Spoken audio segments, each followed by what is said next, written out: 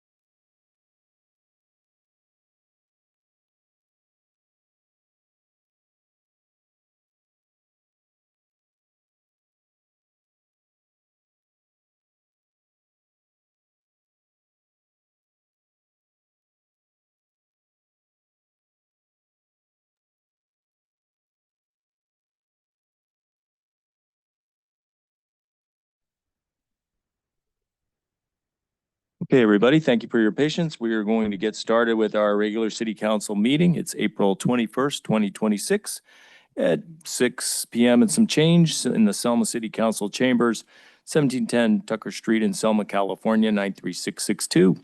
Teleconference phone number is 301-715-8592. The webinar ID is 891-6864-5005. When on the phone, if you wish to address the council during the public comment part of the agenda, press star 9 to raise your hand and we will select you from the meeting queue.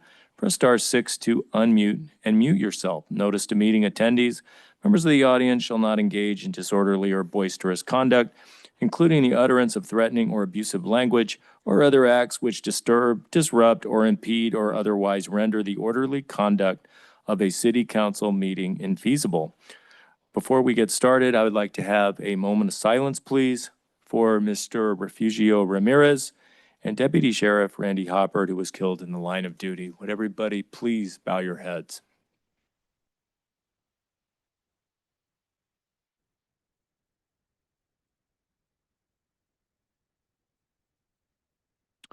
Thank you, and we remember both amazing people. With that, we'll move on to our invocation, which is going to be conducted by Chaplain Gilbert Barr Dixon from the Adventist Medical Center. Do we have the chaplain here tonight? Thank you, sir. Come on up. Yes, sir. And just turn that mic on. Green button. Let us pray. Sovereign and gracious God, we invite your presence in this room and in every heart and mind gathered here in this space. Grant wisdom and clarity and unity as they make decisions and shape the daily lives of this community. We thank you for the freedoms and opportunity we enjoy, and we ask that you guide this council with insight and understanding. Where discussions are difficult, we let civility prevail. Where opinions differ, let common good lead the way. Lord, provide the resources to meet the needs and to address the needs of this community. Safety, housing, transportation, and the development that help community flourish. May the work here done tonight contribute to the well-being and prosperity of every resident. Bless this meeting, bless this council, bless this community. Amen. Amen. Thank you, Chaplain. Please stand for the pledge of allegiance.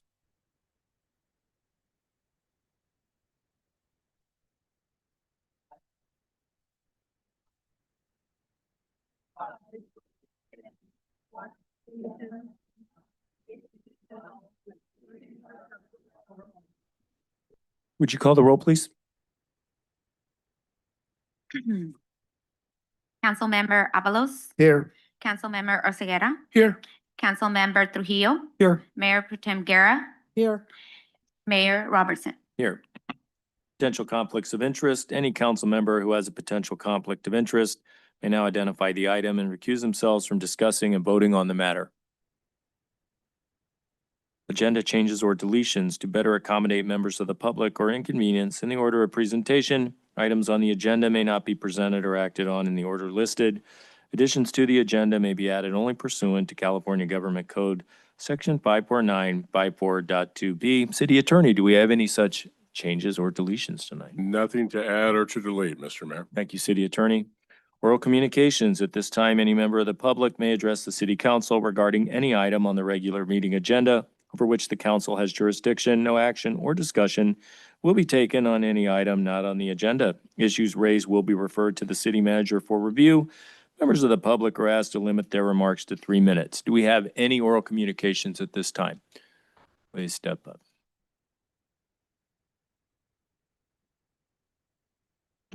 Good evening, Mr. Mayor, council members. It is my pleasure to be here joining you this evening again. My name is Richard Sivong, Outreach Analyst with the California Department of Insurance.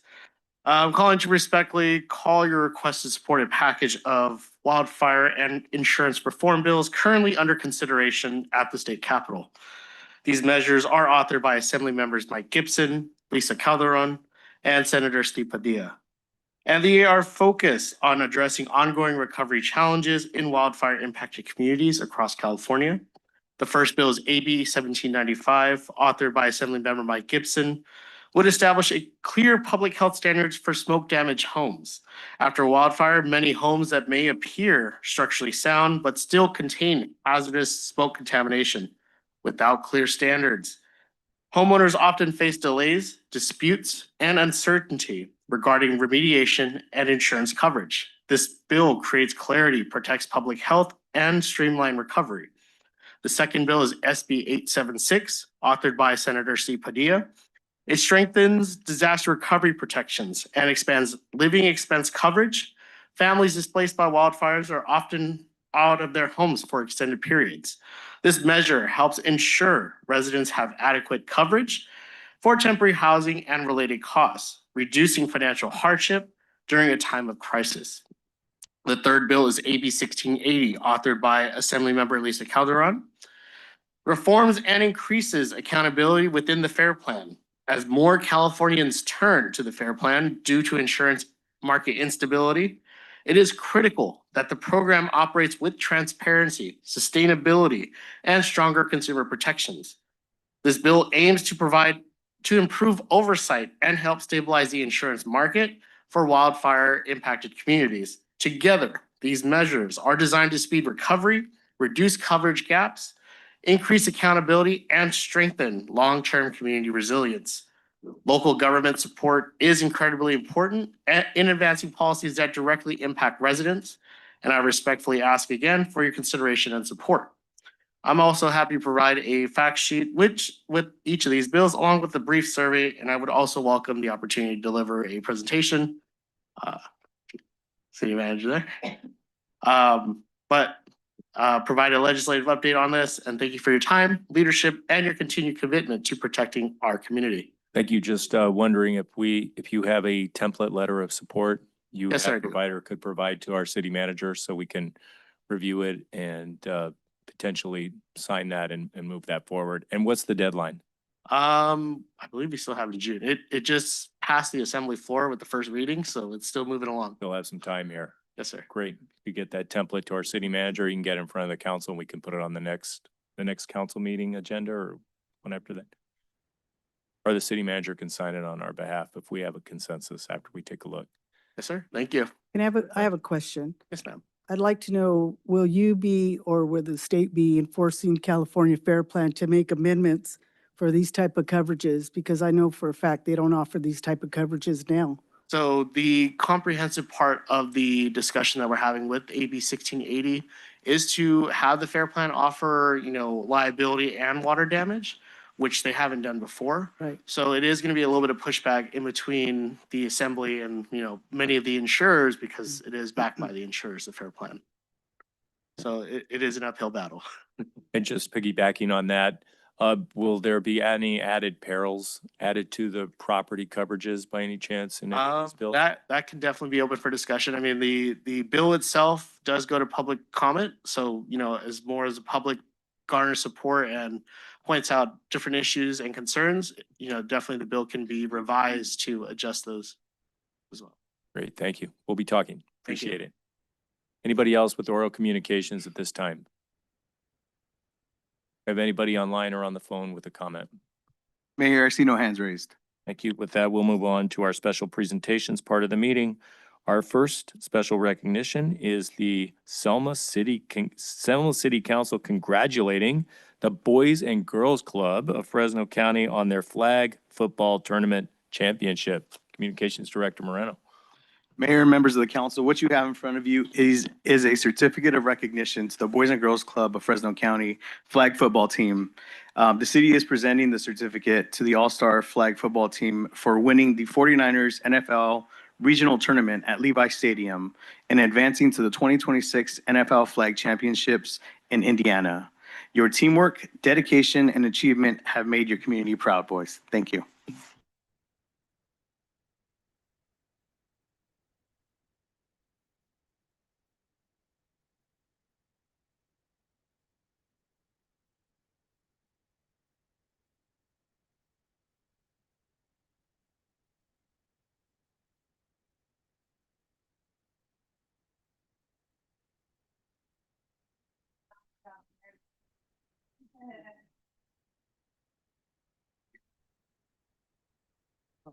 With that.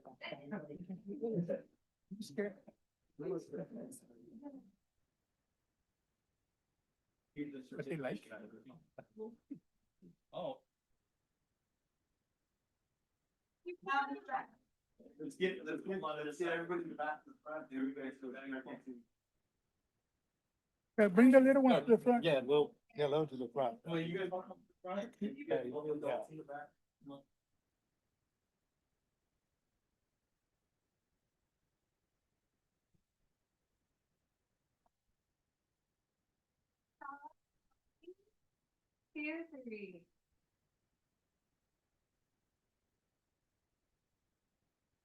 Right over here, guys. Everybody look here. Count to three. Everybody smile. 1, 2, 3. 1.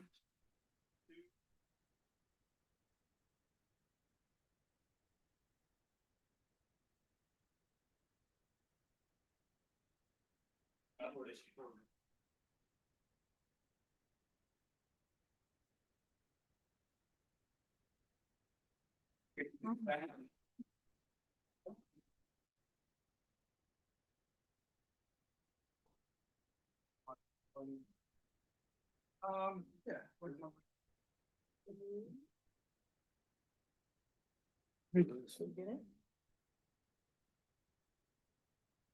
Here we have representatives for the Boys and Girls Club who'd like to say a few words. It's a pleasure to be here. We're really excited. Our boys worked really, really hard. Our coaches, Nate did an amazing job with the boys. Ron, our director of operations, picking up kids from the West Club, the East Club, coming to Selma, just practicing. It was a lot of work, and it was definitely worth it. And we have a team of 7 amazing young men. 4 of them are from Selma, and my Selma heart is so proud of them, all of them. They all really worked really, really hard, and we're gonna work really hard to raise the money. It's about $15,000 to get to Indiana to take all these kids to fly out there. And so we will be looking for sponsors. If anyone's interested, you can contact me directly. But we're gonna work hard. We worked hard for practicing. We're gonna work hard to get them there. So thank you so much for the recognition. Club website? Yeah, you can go to the Boys and Girls Club website, just add on the link there for the kid, for the flag football. How do you guys? Good job. Way to go. Thank you.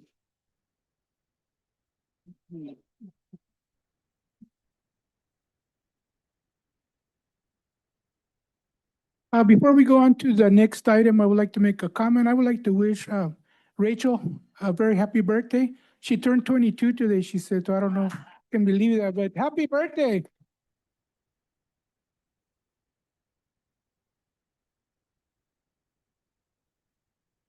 Our second special presentation tonight.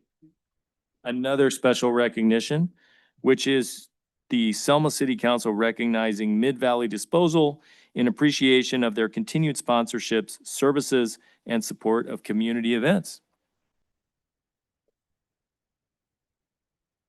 Mayor, members of the council, what you have in front of you is a certificate of recognition to Mid-Valley Disposal.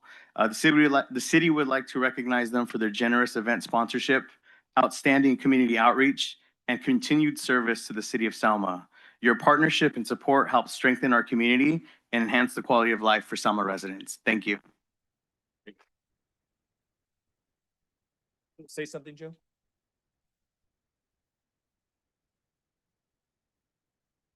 Good evening, Mayor, council members, and staff. Joseph Kalpikoff, president of Mid-Valley Disposal. It's an honor to be here tonight, but I'd like to introduce my team that came along for this evening.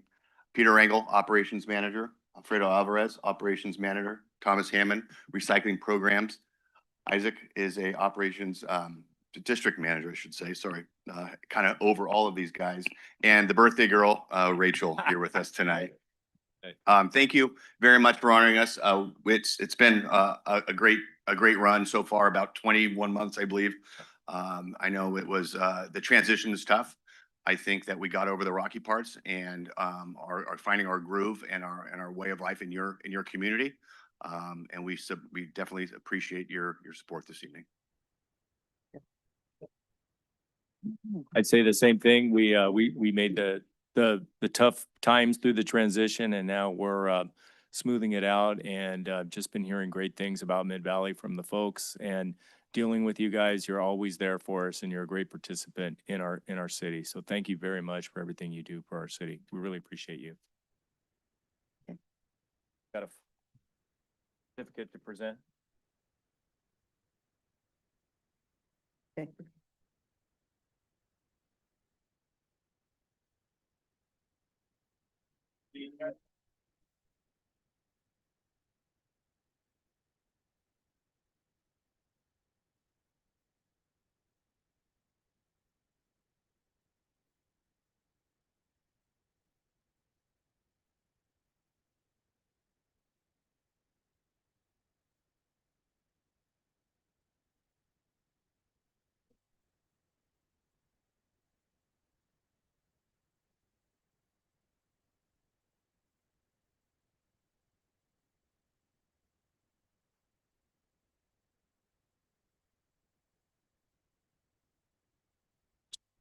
Okay, our next item is the consent calendar. All items listed under the consent calendar category are considered routine. The complete consent calendar will be enacted by one motion by roll call vote.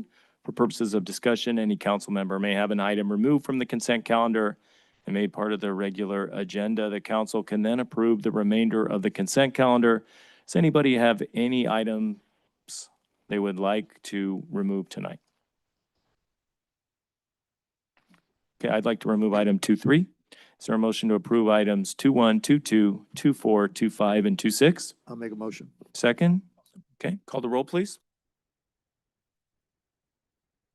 First and second.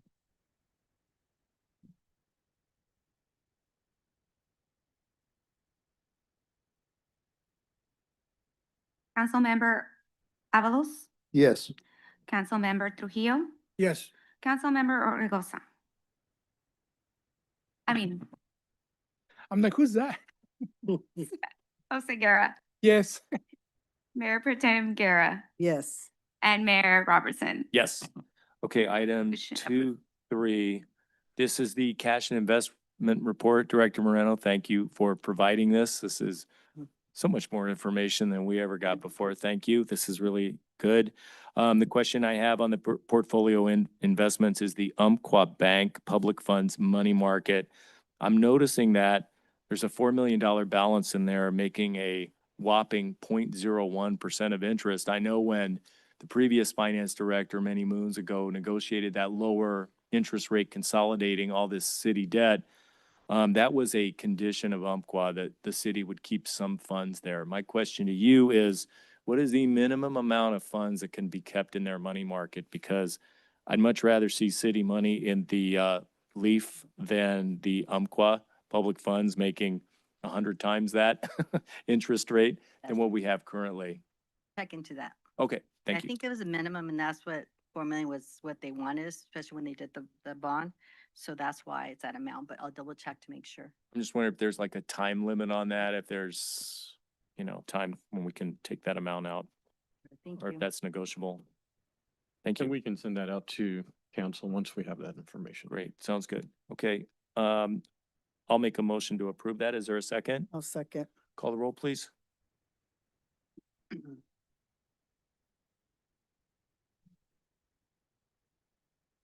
Mayor Robertson. Yes. Mayor Pro Tem Guerra, Yes. Councilmember Avalos, Yes. Councilmember Oseguera, Yes. Councilmember Trujillo. Yes. Motion approved. Okay, that passes. We'll move on to departmental report. City manager. Yes. Thank you, Mayor and City Council. Since we last met, I've attended various meetings, including Fresno COG Policy Advisory Committee and SKF Policy Advisory Committee meetings. We also received and evaluated proposals for interim community development director services, results of which will be discussed later tonight. Director Moreno, Jose Moreno, and I met with Fresno EDC staff to discuss the upcoming ICSC convention next month. I also met with Fresno EOC member Matt Rogers. The EOC will be holding a town hall meeting in our council chamber on May 28th for those interested. I met with various council members and constituents regarding issues they wanted to meet and discuss. And I appreciate those being brought to me. My largest focus right now, of course, is working with our department heads and finance on the draft budget. Let's see, I also attended the 32nd Annual Sikh Parade on Sunday. It was my first time attending, and it was a great event to attend, and I look forward to attending next year's event as well. And then finally, I wanted to formally introduce our city planner, Megan Lawrence, sitting over there. I thought I had introduced her before, but then she reminded me that it was just at a planning commission that I had introduced her. She started with us back in February and will be presenting a couple of items tonight, so I wanted to formally introduce her beforehand. All right, Thank welcome. Manager, it's a pleasure to be here. Thank you. Welcome aboard. All right. City Manager, just briefly on what you said, couple things. First, as I was at that same Sikh Parade Festival, and you didn't know that you had to speak, and yet you rose to the occasion and spoke in front of all those people, and there are a lot of them there. So thank you for doing that and representing our city well. You did a really good job. Thank you. Thank you. And then just had another question for you. On the commission applications, there are multiple boxes on the commission applications or multiple commissions. Just to clarify, if someone applies for a commission and they check multiple boxes, are they automatically considered for those additional commissions, or do they have to fill out additional applications for each of those? No, it should be one application. They check the boxes for the commissions that they're interested in, and then they'll be considered for each of those Got that have a vacancy. Want to make sure the folks know that when they apply. Okay, Community Services Director. Good evening, Mayor and members of the council. Just wanted to update you on a few events that we have going on. Just, we always have a lot of events going on. And so the next event is actually taking place tomorrow. We are not canceling Earth Day. We are moving forward with our Earth Day celebration so far. The weather seems to be holding up for today, so we'll keep an eye on it for tomorrow. But I looked at the weather, saw there's going to be some wind, so I ordered some kites. So we're adjusting. All right. So join us out at Lincoln Park from 5 to 7. We're gonna have some activities. Home Depot will be out there. Mid Valley will join us as well. Some beautification committee, and we'll have a Girl Scout troop out there as well. And we've hired Pelicans to do some limited amount of snow cones, first come first serve basis. And so join us for a picnic or just come on out and play some yard games with us, and let's celebrate the earth together tomorrow from 5 to 7. And then on Friday, we are hosting the Selma Art and Culture Fest on downtown on High Street. We'll be out there from 5 to 8. We'll have live music, a beer garden, art displays, craft and food vendors, all the good stuff. So that'll be a really good time. Other than that, our T-ball opening day is next week on the 28th. The Raisin Festival comes to town on the 30th, and then we are hosting the beer festival over at Pioneer Village on May 16th, which is an event that we're bringing back. The Selma Arts Council is working diligently on securing a lot of different breweries and food vendors and all that good stuff. So lastly, Selma Live was rescheduled, and so we will be hosting that at the end of May. So May 29th, we will be inviting John Pepperton and his wife Tammy to come back out. Our location has changed to Lincoln Park, and so the site location is just right down the street, but it's going to be bigger and better this time. So that's all I have. Great. Thank you. That's a lot of events, Director. Very good. Okay. City Engineer. Good evening, Mayor, members of the council. There were a few projects that were asked for a quick update, so I wanted to provide that tonight. The Thompson Park project, the The design has been basically completed. We are currently still trying to coordinate the CID canal that crosses the very corner of that property. The process has been with the trail project and this park project. We need to make sure those are coordinated together. So that piping portion of the project has been completed, communicated with CID, is being reviewed by their engineer. Just in the last week, the consulting engineer, A&M Engineering, that's doing the trail project, they were able to get some more information from CID to allow that project to continue moving forward. So there has been some progress with our communication with CID. So as far as Thompson Park is concerned, we need to get that pipe undergrounding of the canal approved by the CID's engineer. And once that is approved, then the entire project, all of those plans will be ready to understand the funding requirement and go out to bid if appropriate. So we'll continue to keep pushing that, but that's our current process for the Thompson Park. What do you think the timeline is, city engineer, for getting to the bid process? That's where it goes. It's most likely a couple months to deal with CID and their engineer. There are some issues there with easements beyond the city property. The design of the underground piping is pretty standard, but it's involved. We have to make sure those plans are solid.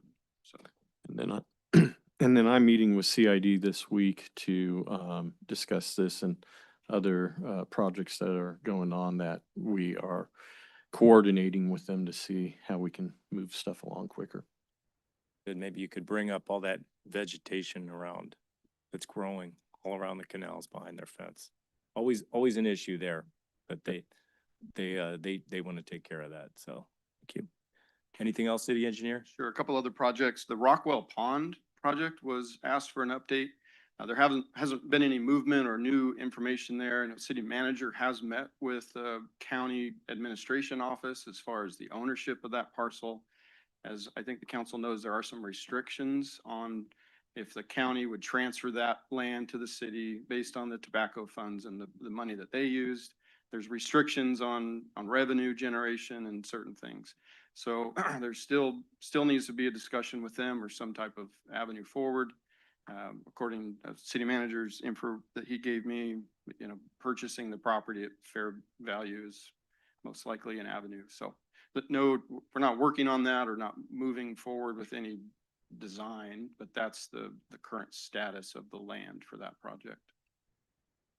And speaking of that, so they do the Surplus Land Act route that they're talking about. At what point would the city be ready to go into looking at design on that? As soon as the city made a bid, if that's what happens for the fair market value, city could pretty quickly get up to speed with a design on that and request a design for the usage that the city has been talking about for 5 years, which is 6 years, which is a regional park. Yeah, we would just have to program it as a task order for Yamabe and Horn to be able to move forward with that. And because of the uncertainty of the property and how Fresno County is moving with it right now, we haven't authorized doing that yet because we're waiting to see which way the county's going to move on that. But and I'll continue talking to my counterpart over there and seeing where we can go with that. I have a quick question. Just that I just want to make sure that I'm clear. Didn't we make plans? There were some plans that were already designed for that location if we were going to move forward with a regional park? I've seen some I have, conceptual yeah. plans. Yeah, there's some conceptual general overlays for that park Okay. that would then be used as the basis for a full design. Okay. Another project is the traffic signal at Dinuba and McCall. So an update on that project is the right-of-way consultant that was selected. It has been working on their scope. They have just in the last week provided the city with escrow documents for each of the small pieces that need to be acquired from the property owners. Those are currently under review. There is a legal description and an exhibit that needs to be signed by the project surveyor, which is Gateway Engineering. So I've been communicating with them to get those documents provided. That will probably complete the review that we have. City manager has those documents. If there's any questions, we can communicate back to the right-of-way consultant. If there are no questions and we feel like those are adequate, then city manager can sign those and then move to the process of that consultant continuing to work with the property owners to get into escrow of purchasing those small right-of-way pieces. What's a typical escrow period for pieces of land like that? Is it same as escrow for a house, or is it a little briefer escrow period, or? I'll have to check. I don't think it's the same as with a house. They've already gone through the appraisal. They've provided those appraisals. Those appraisals are included in that document, have been reviewed by a third-party appraisal to meet Caltrans requirements because of the funding source. So I think it'll depend based on each property owner, and I'll review that timeline with city manager to make sure we know. On the design side of that project, we're continuing to try and communicate with the design engineer to get the plans, the construction document plans completed now that the right-of-way phase is moving forward without too many issues or roadblocks. So we'll continue to do that. The construction funding from the federal CMAQ is ready. Once the design and right-of-way phase are completed, then we can request what's called an RFA, which is request for authorization for funding. And then we'll be closer to updating a schedule to let you know on the construction phase. So that's where we're at with that one, if there's any questions. I have a question. So do you think, based on that information, we probably will stay on a track, more likely October-ish, we'd see some development going on? Yeah, I hope so. The right-of-way phase has gone as well as we had expected. From my perspective, there haven't been any communication from that consultant that there's any major issues or holdups. It's not done yet. They still have to go through the escrow process. But as of this moment, there aren't any issues that I would have to extend that timeline. Yeah, I would provide a caveat on that is that once these are signed, they get sent out, start the escrow process, negotiations with the property owner. If there is a property owner or two that rejects the offer, then there is an opportunity for them if they go through the process of getting, they have to get their own appraisal done and so on. And then you can enter into negotiations. But if that were to happen, that could delay that timeline. But you'll keep us But posted? we'll keep you Okay. I mean, this is notified of that. just going to be really big for Selma. You know, people are just, I mean, they have been waiting for this stoplight for years. And the traffic gets so bad back, you know, during that school time, 3 o'clock. I mean, it's just horrible. So this is going to be big for Selma. Really appreciate it. Continue to push that forward. Last project to do an update is the Second Street Clean California project. This is that project between State Route 99 on and off ramps at Second Street, moving towards downtown just past Whitson to the west Front Street. The plans have been prepared by A&M Engineering, who's the consultant engineer on that project. Their plans are at 90 to 95%. Currently, they're working to get approval from Caltrans for the portion of the project within the state right-of-way at the off-ramps. We meet with them regularly. They're moving it as fast as they can on their end to answer any questions of Caltrans, to make any changes. The city staff has been giving them direction on any changes. So now they're just in the process of getting approval from Caltrans. There is a maintenance agreement that is being reviewed with Public Works and City Manager. Because the city will have facilities within the right-of-way, we will have to review a maintenance agreement for the city to maintain the signs and the different pieces. But I think they've brought to you different schematics and different drawings. Those are all still part of the plan. That's what they're working on to get approval with Caltrans. As far as timeline goes, it's hard to put a timeline on Caltrans' review and approval process. But it's hopefully either a matter of weeks and hopefully not months. The Clean California funding does have some timelines. So we understand being able to get the plans approved, get it out to bid, looking at the engineer's estimate and seeing if anything has to be value engineered out. Those will all be part of the process to go out to bid. So we'll provide an update once we get approval from Caltrans. We'll be able to provide a better timeline because at that point it'll be based on bidding and construction. Does it look like we're going to meet the deadline at this point? I would say so. I think they're far enough along. Caltrans, we've had some issues of agreeing with some landscaping and some things that they asked for. Those were all resolved at this point. It's hard to get over that last little finish line. But they're moving forward and Caltrans is responsive. So we just have to do that part of it. Thank you. That's my update.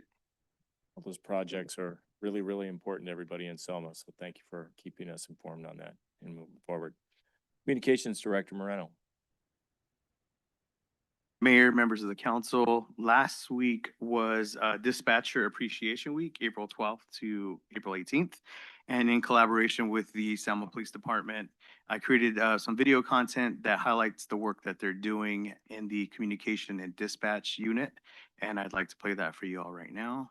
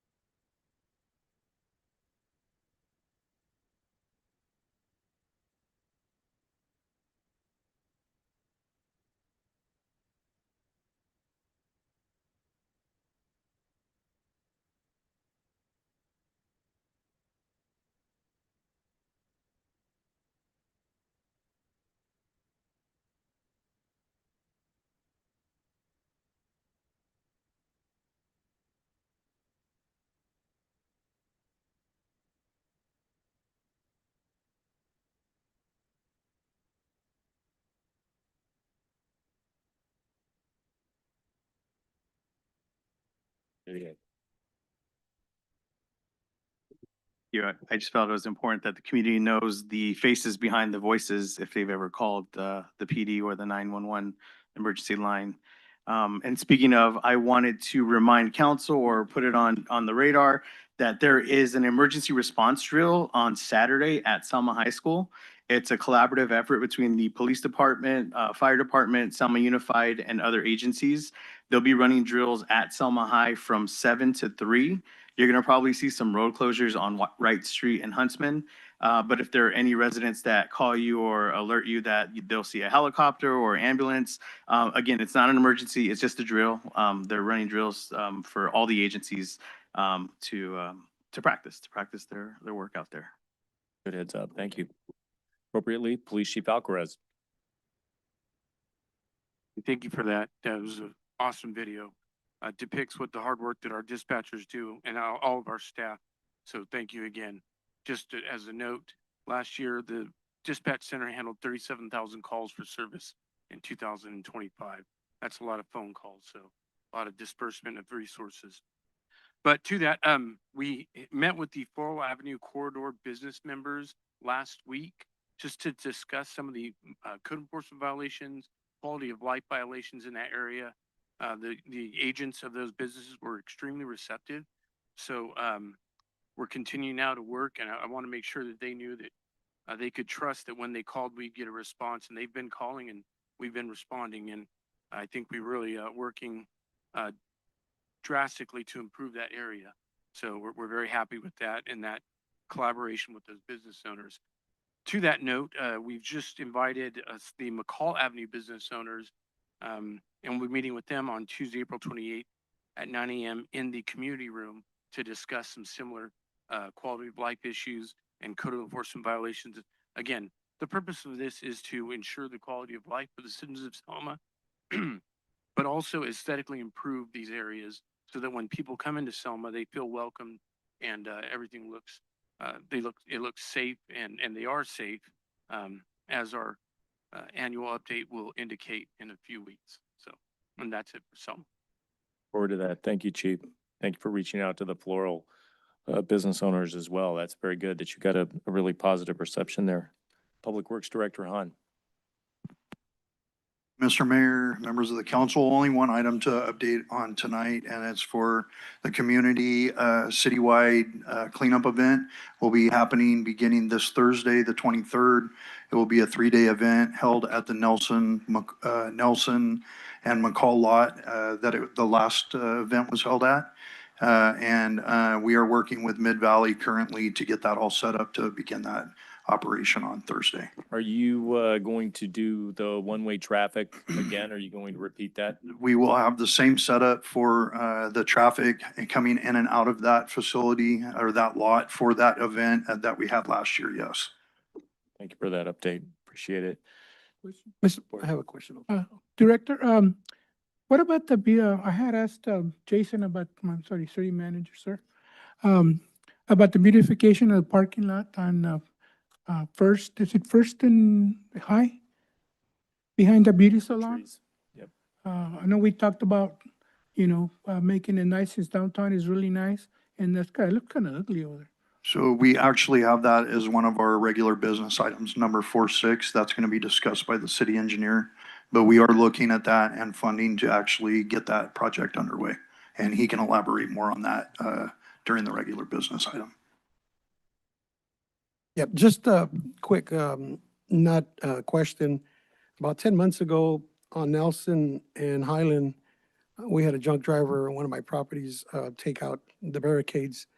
And with the discussion at the CID, our city attorney, and I was trying to get that area fixed. And a couple of months ago, actually a couple of weeks ago, a drunk driver went through it again. And I'm saying this because I really want to commend your staff. You guys, and I say this because of the fact that I know your staff's been working really diligent. If it wasn't the lights, it was downtown, it's everywhere. And I really want to commend you, Mike, for taking on that. And you guys did a great job. You put the barricades back up. You guys cleaned that area. The area I'm talking about is on Nelson and Highland. Now that's half county and city. And about a couple of weeks ago, 10 months ago, a drunk driver took them all out. And I was really worried because that's my property and there's a canal there. And then a couple of weeks ago, another drunk driver went in there, but they happened to pull their car out real quick, right? My renters called me and I went over there and I was really shaken up and I thought, somebody's gonna get hurt. It's gonna be the city's liability. And you guys still went in there and you guys cleaned it up. It looks really, really nice. And I want to commend you because your staff has been coming out for the last 2 years. I've been seeing nothing but good, hard work from your staff. And I want to commend you because I understand all the strains you're going through. And I really want you to understand, I thank you for going out there and you guys setting your guys out and getting it done. I've seen other projects, I've been seeing them, so I want to commend you and thank you, okay? I appreciate that, Councilman Trujillo. Again, I just have to give all the credit to my guys. I'm just the coach on the sideline, but we have a great staff and I appreciate that. Just real quick to caveat on that, we're not done with that yet. I've already talked to the city manager previously and what our intent is the wood barrier that we have in our standards that's up now that's been rebuilt, that will not keep a car from going into that canal. So what we're looking into is identifying exactly where the edge of the right-of-way is and purchasing some K-rail concrete barriers that can go on the ground at the right-of-way, out of the road, the path of travel that would actually stop a vehicle from going through that barricade. I understand the concern, once they start flowing water, that could be a deadly situation. And so we are still addressing that location, but I appreciate the comments. I also want to reiterate what the mayor was saying in regards to the high weeds around all the canals. It's an interesting conversation when you speak with CID in regards to the city of Selma's canals. So, and I don't speak bad or good. I just say that it's a very interesting conversation. I've been having it with them, and they're good, but at the same time, we really, really need to think about all our areas that we have that's accessible to a canal, because there's seriously liability there for us. I have another. I'm sorry. Let's go. There's an area over there by Pioneer Village, where you know which one I'm talking about, where all the weeds are. There's a lot of people are saying, how come we don't take the weeds out and use it as a parking area? By Cattleman's, though, I don't know which area, I know Jim identified it a while back. Yeah. Actually, Sarah did. She's the one who brought it to my attention. Yeah, so that is city property, and we are looking at making that overflow parking for the Pioneer Village events. I can tell you that my staff has gone in this year, and when we had the heavy rainstorms in January, David, the manager of Cattleman's, reached out to me, and we actually had some ponding in the parking lot where it was taking up some of the parking spaces. So since then, we've gone out and redirected the water and removed some of the trees that were blocking up that area. We've tried to keep the weeds knocked down, but that is a kind of an eyesore area. But I am working with the city engineer, and we have been discussing through the discussions with bathrooms and all the needs for Pioneer Village, actually getting that parking lot in a condition that can be used for overflow parking. So we are still looking at that. Oh, okay. My turn now. Hey, now, there was an issue actually on 2674. There was a light is out on the light pole. Are we responsible on that street? On that particular streets? It was 2674 Stephanie. So, Councilman Avalos, Subdivision. in order for me to answer that, I would have to look with the city engineer at our lighting map. Some of the lights are owned by the city of Selma, but the majority of them are PG&E lights. So Okay. if it's a PG&E light, then we would actually reach out to PG&E Yeah, maintenance the to reason- replace The it. reason why it was brought to my attention, there was an incident, and right in front of that light, it was a post office mailbox stand for the residential. It was open. We don't know if it was pried open or whatever. And the law enforcement was called, and I know it's it's not under their jurisdiction. I mean, their addition to respond, but it's up to the it's a post office, so it's a federal offense. That falls in a different category. But I just wondered what you're gonna check on the light. So on another note, I gotta give you guys credit on the day, Sunday. We were going under the Rose Avenue Bridge and it was graffiti. And someone made the call. And by the time we came back from the march through our looked like 20-mile march. Felt like it. Yeah, it was covered up. It was covered up within less than an hour. Yeah. Tell you guys, they did a heck of a job, okay? Because we're going, we had a lot of people going from different towns, in that march, and I think they're probably amazed when we came back and it was all covered up, and I give you guys high five for that, okay? I Thank you. appreciate that. Could I get the address of that location of the light again? I'll check into that tomorrow, sir. Okay, the address is 2674 Stephanie. It's it's the only mailbox in that street in the middle. You'll see it, the light right above the light. I will look in that tomorrow. Okay. David, our city engineer has already identified it. It's PG&E. So what I'll do is I will work with my supervisor tomorrow to get a work order out to Okay. PG&E to come and take care of that light. All right, thank you. Yes, sir. Okay, with that, we're going to do what we always do, which is take a 5-minute break and allow members of the public here to talk with the department heads. If you have any business with them, and anybody who doesn't have any business with the council, wish you a good evening. We'll be back in 5 minutes.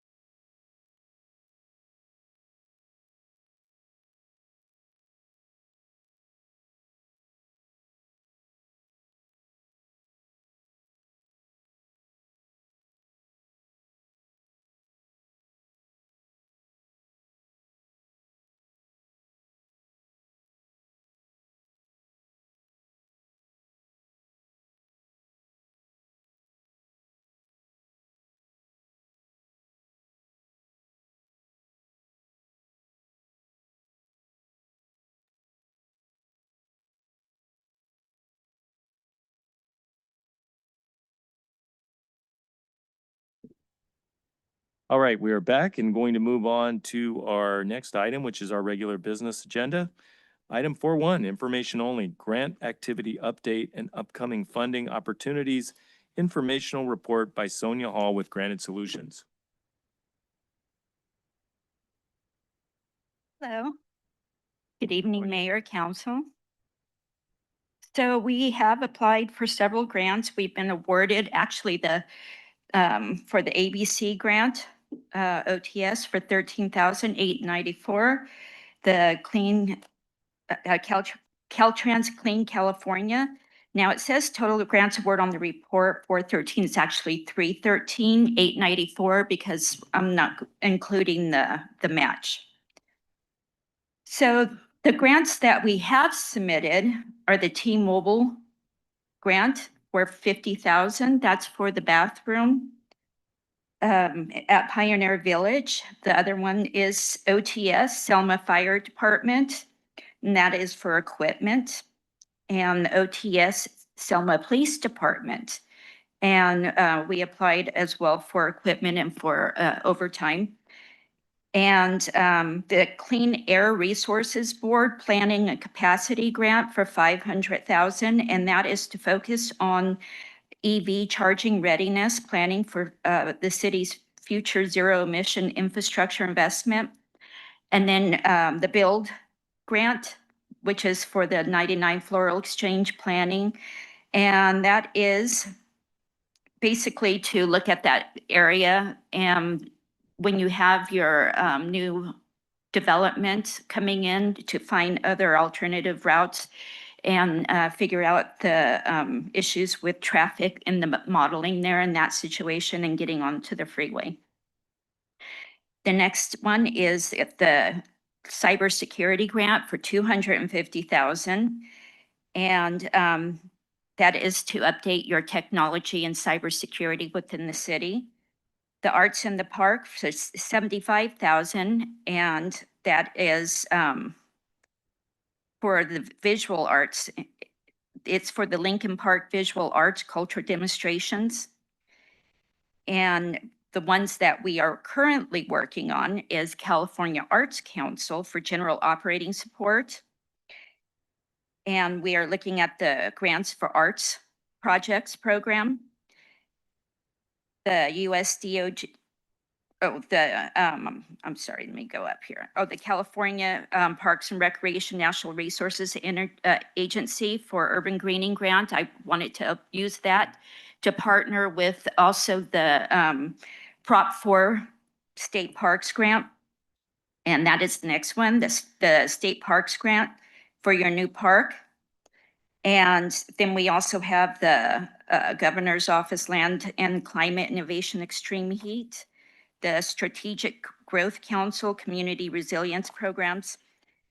And then I've also found several grants for animal care. I was asked to do some research for animal care, and I found several grants other than the regular. They're from foundations. And so once they open, we do intend to apply. One of them is called the Max and Victoria Dreyfus Foundation, and the Neal Foundation and the Banfield Foundation grant programs. And so those will help pay for spay and neutering. And then other upcoming police grants that we have that we're intending to work on is the COPS de-escalation grant. That is for $250,000, and that is for the de-escalation services and training for law enforcement. And then the BSCC CalVIP grant.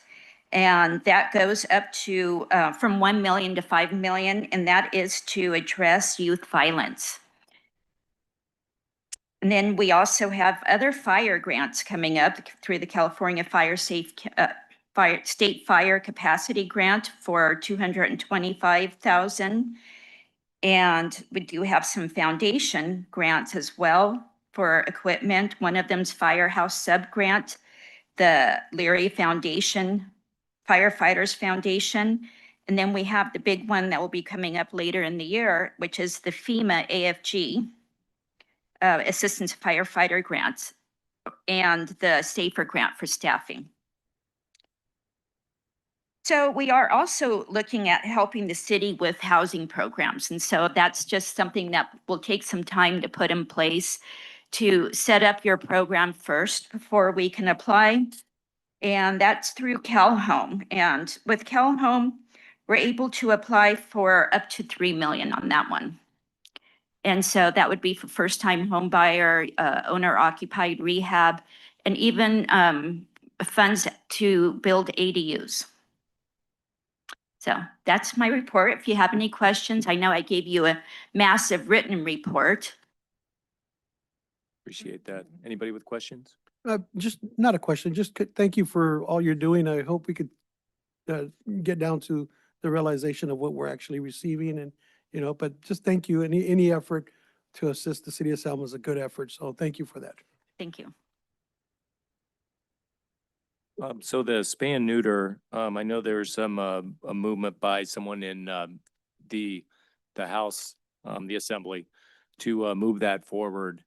And then our city on a micro level, we're, coming up with Councilman Oseguera started the program to get matching grants with businesses. Do you know, the grant that you talked about with spay and neuter, will it be on a matching basis? Will that help us to be doing grassroots efforts here as well? Yes, it will help because some of them are matching. And, okay, so when is that going to open up for consideration? The first one that I'm going to apply for on this, the first one that I have here is in May. But I don't believe that one is a matching one. And then in terms of a couple of the other items, the T-Mobile bathroom grant, what is the status of that? So we still haven't found out the who's been awarded yet. It should come any day. Any day, because that application went in like beginning of the year, right? So Yes. we're- Mm-hmm. Yeah, December, yeah, so that should be coming out. That's good to know. And then in terms of the COPS grant, the 250,000, is that something that every city competes for, or just the rural cities, or? Every city in the nation. Nation? Okay. So that one will be quite competitive. But I've been pretty successful with COPS grants. And so there's also another COPS hiring grant. I haven't talked to your chief, or I haven't gotten confirmation from the chief. He has confirmed the two I did mention with the de-escalation and CalVIP. And then we've been hearing about the big deal with the drones. Is there grant money for technology, for PD, for resources like drones? So the one thing that has just come out is a grant that went out to all the larger cities, but also as well as the county. And so one of the things that you can apply for through that is technology. So I've been reaching out to the county contact to find out when the smaller cities will be able to apply to the county.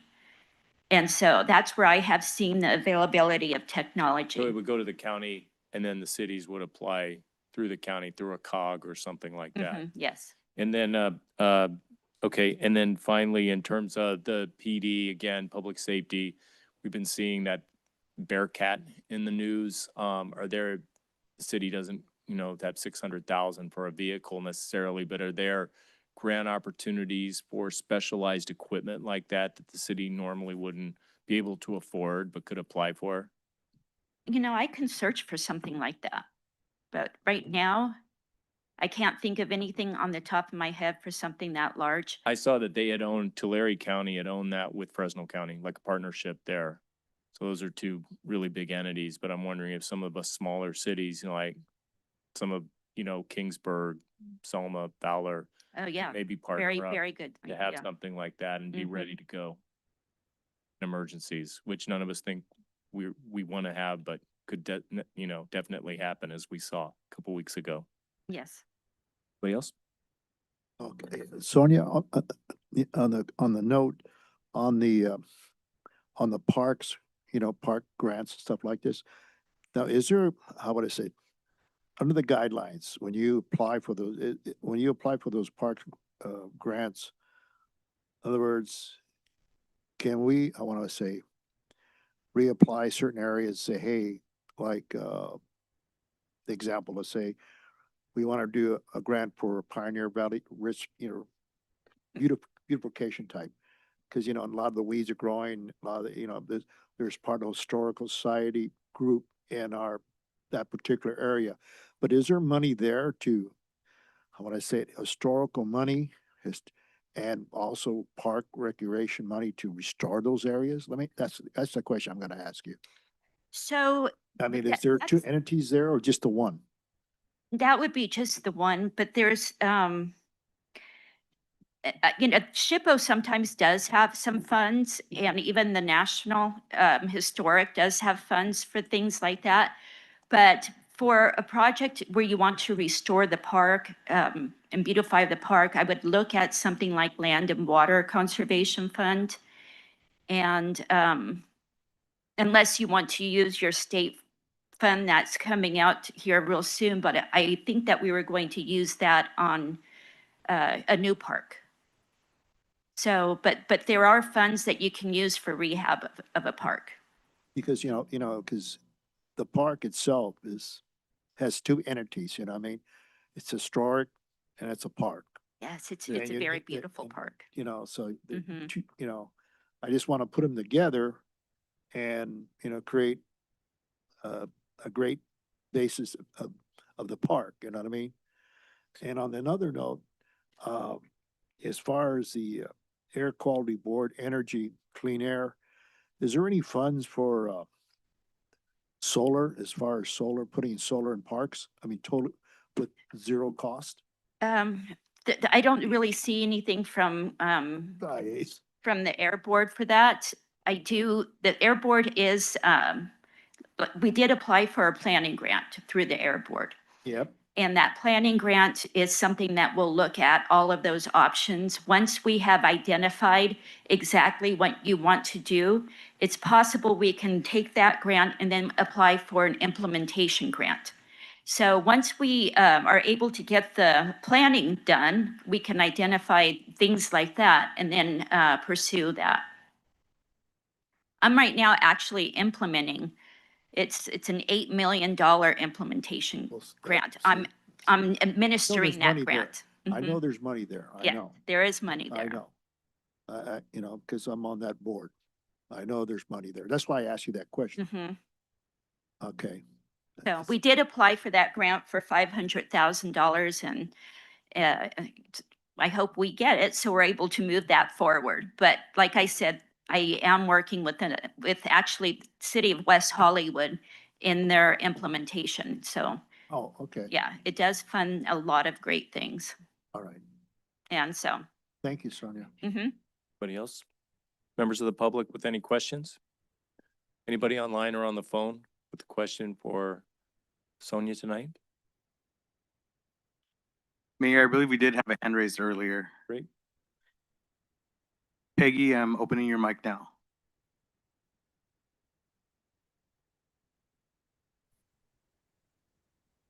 Peggy, Hello. your mic is open. Oh, hi.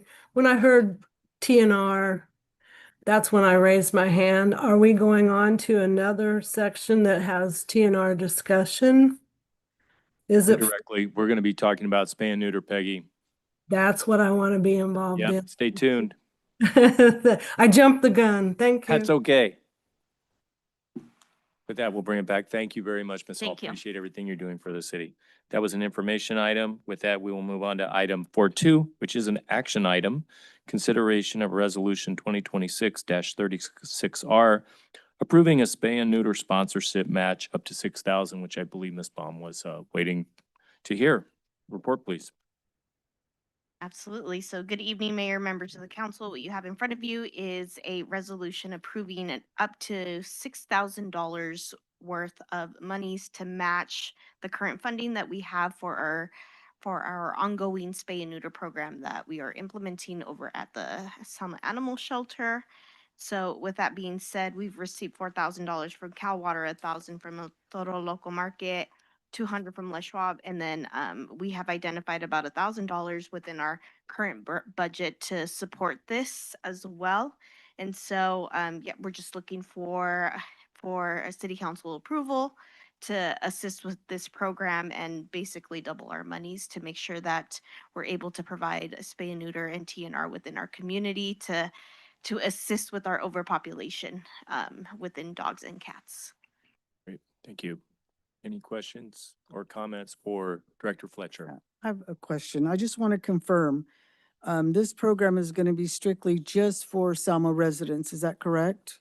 That is correct. Okay, and so when you're going to implement this program, will you be requiring ID and utility bills to confirm that the individuals are from Selma? Correct. We will be requesting some form of identification to prove that they are within our city limits. And so what we ended up doing is staff on social media has requested, members of the public to sign up with us, to just contact us if there's a need there. And during our vaccine clinic as well, we had our staff doing some outreach and taking signups and all that good stuff with the just letting them know that they do have to be Selma residents in order to take advantage of this program. So we have a list currently going of it's just some trouble areas that we've identified within the community, and then just members of the public that are interested in taking advantage of this program as well. And so with $12,000 worth of funding, we should be able to hit most of these interested parties at this time. And so I've also instructed staff to look into to different kinds of traps for cats as well. So we're going to be doing both dogs and cats spay and neuter. So Oh, that's the great. goal. Okay, thank you. Okay, on that note, would the requirements make sure the animals are been licensed by the City of Selma and the shots, up-to-date shots on that issue? That would be a wonderful requirement to implement. Yes, that would be a goal as well, is to encourage our residents to make sure that so right now, only dog licenses are required. Cat licenses are not a requirement yet, but we will definitely push for dog licensing as well. Thank you. Councilman? No. Okay. I'll hold my comments before we go out to public comment. A lot of people want to talk. Anybody have a public comment at this time?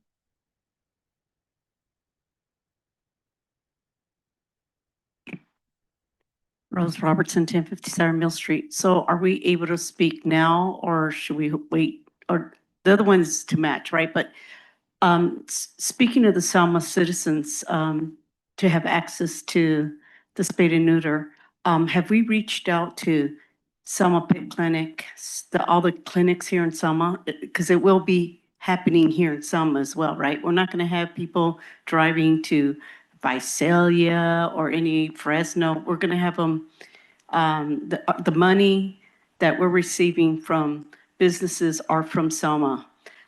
We want to make sure it goes back to the same vets from Selma, so the revenue goes back to them. And again, the revenue goes back to the City of Selma. The vouchers go back to the vets here in Selma. So that'd be great that it's all going to be here in Selma. Thank you. That is what staff has been working on. Yes. Great. Okay, can we hear from Ms. Baum on the waiting for this topic patiently?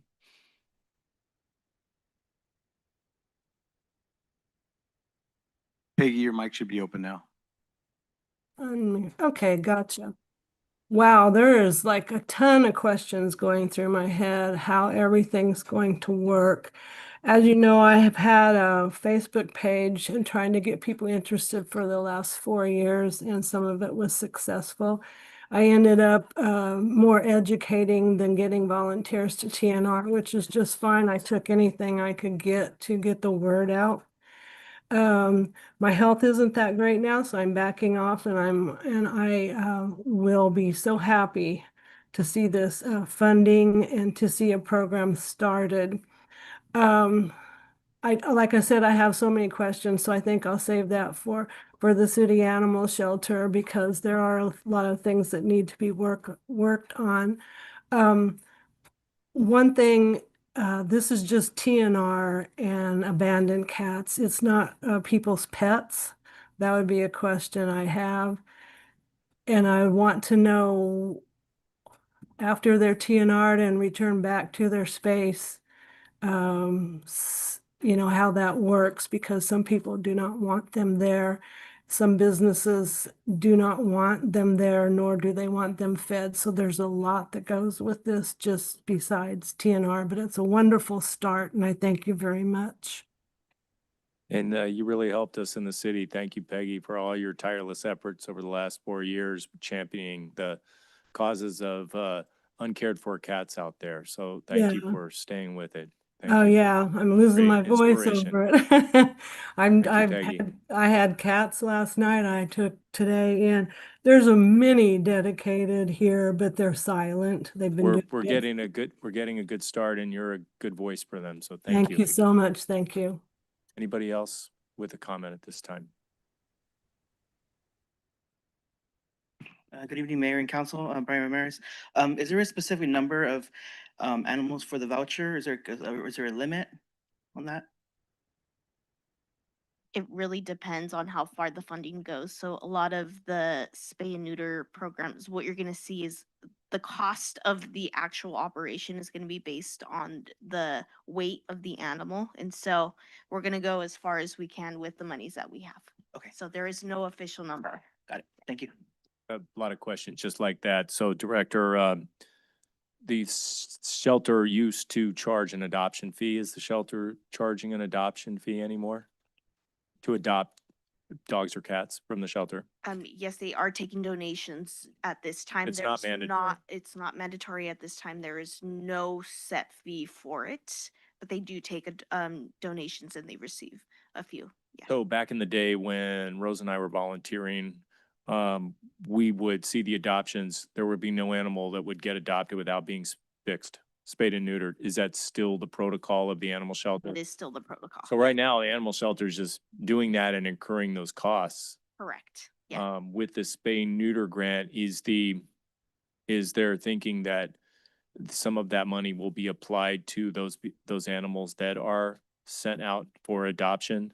Not necessarily. That's been budgeted for, and we still Okay. have some of that budget within our current year that we should be able to use. And so this funding that we're focusing on right now is for the community at this time.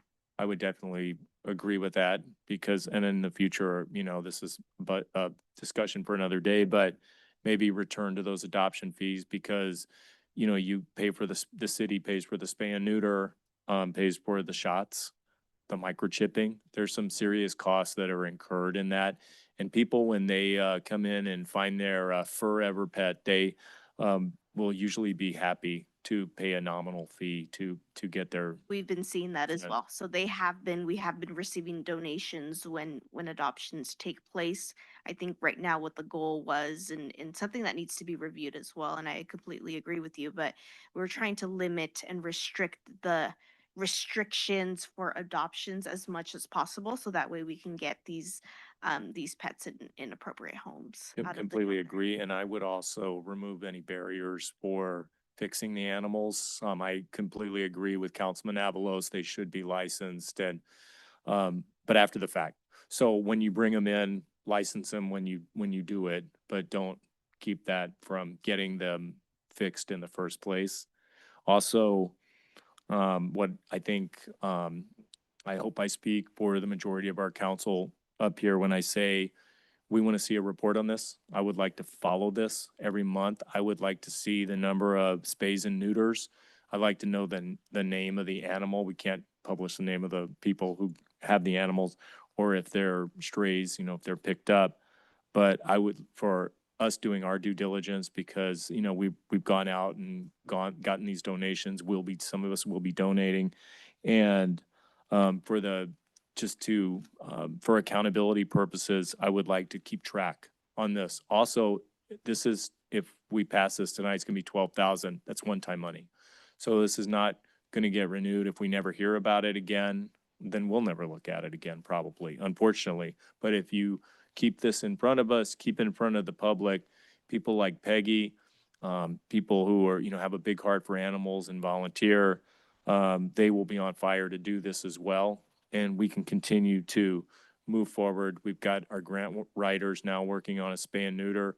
We have potentially a potential state senator who's working on a spay neuter bill in the assembly right now. And then we're doing this, and we're probably one of the first cities to come up with a program like this.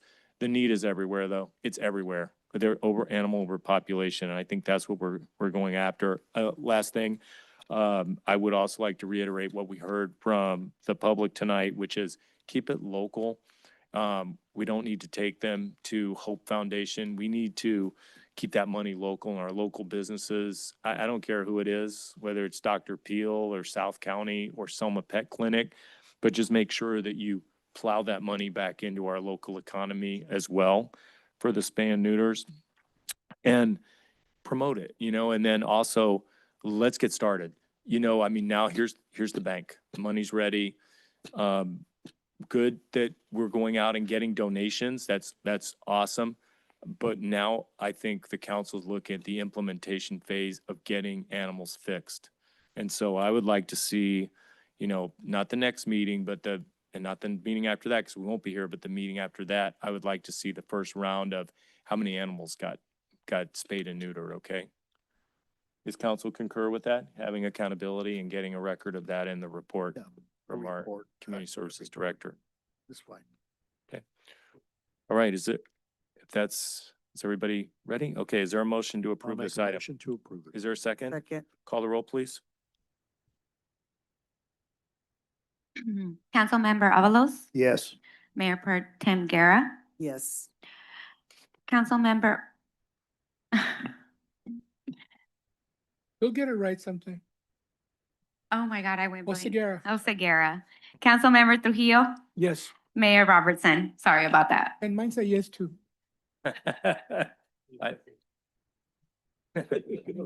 We have Miriam filling in for the city clerk. She's doing a good job. Thank you for doing that tonight. We appreciate it. Okay, the item passes. Now we'll move on to item 4.3. It's an action item, consideration of resolution 2026-37R, awarding a professional services agreement to Precision Civil Engineering for interim community development director service. Yes, thank you, Mayor and Council. As stated, this is to award professional services agreement to Precision Civil Engineering. The city conducted an informal RFP process and received 2 proposals. Staff evaluated those proposals and determined that Precision provided the best overall value based upon qualification, service approach, and ability to provide consistent on-site support. Funding for this agreement will be fully covered through salary savings from the currently vacant Community Development Director position, with a cost split between the fiscal year 25-26 and upcoming fiscal year budget. No additional fiscal impact to the general fund is anticipated. And with that, I'm happy to answer any questions you may have. Anybody have any questions for the city manager at this I time? do, City Manager. I just want to confirm it is going to be an in-house. You mentioned there'll be an in-house. Yeah, there's a component that's in-house. They won't be here 5 days a week, Right. but similar to like David Horn is 1 to 2 days a week, depending on flow and need. Okay. Thank you. Okay, on another note, Jason, now if projects, come to the table very fast, at one time, they come real fast, and David understands down there, he knows. Would we bring, instead of the 2 days a week, and keep extra days, can we bring them in? Yes, it's based on a time and materials type contract. So as needed, they would come in, do that, or be available via Zoom or Teams meetings, that type of thing. And then we're able to send projects to them for review, comment as well. And they'll be able to provide back information to us in a timely manner. And then would they be attending the planning commission Yeah. meetings? Okay. And then I understand we had a number of firms bidding on this contract, so it was very competitive. What differentiated Precision from the other competitors? Who are all good, I'm sure, by the way. Yeah, no, they were all good. They all scored well. We scored them on various different aspects, 5 different aspects of the proposals, from staff availability to cost, And I mean, they're all within 1 or 2 points together. And it's just that there was some thought process as more availability with precision that we like that I think put them over the top. I have one more question, Jason.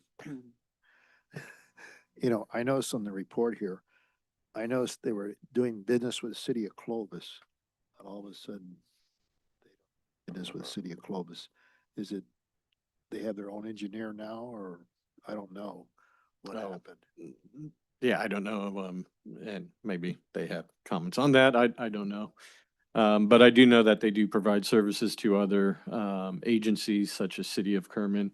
I know the list, you got a long Yeah, list. and so they're very familiar with everything in the valley and what's going on, which was another bonus as well. Oh, they're definitely very familiar. Anybody with a comment? I just have a question, and it may be a ridiculous question, but I gotta ask it.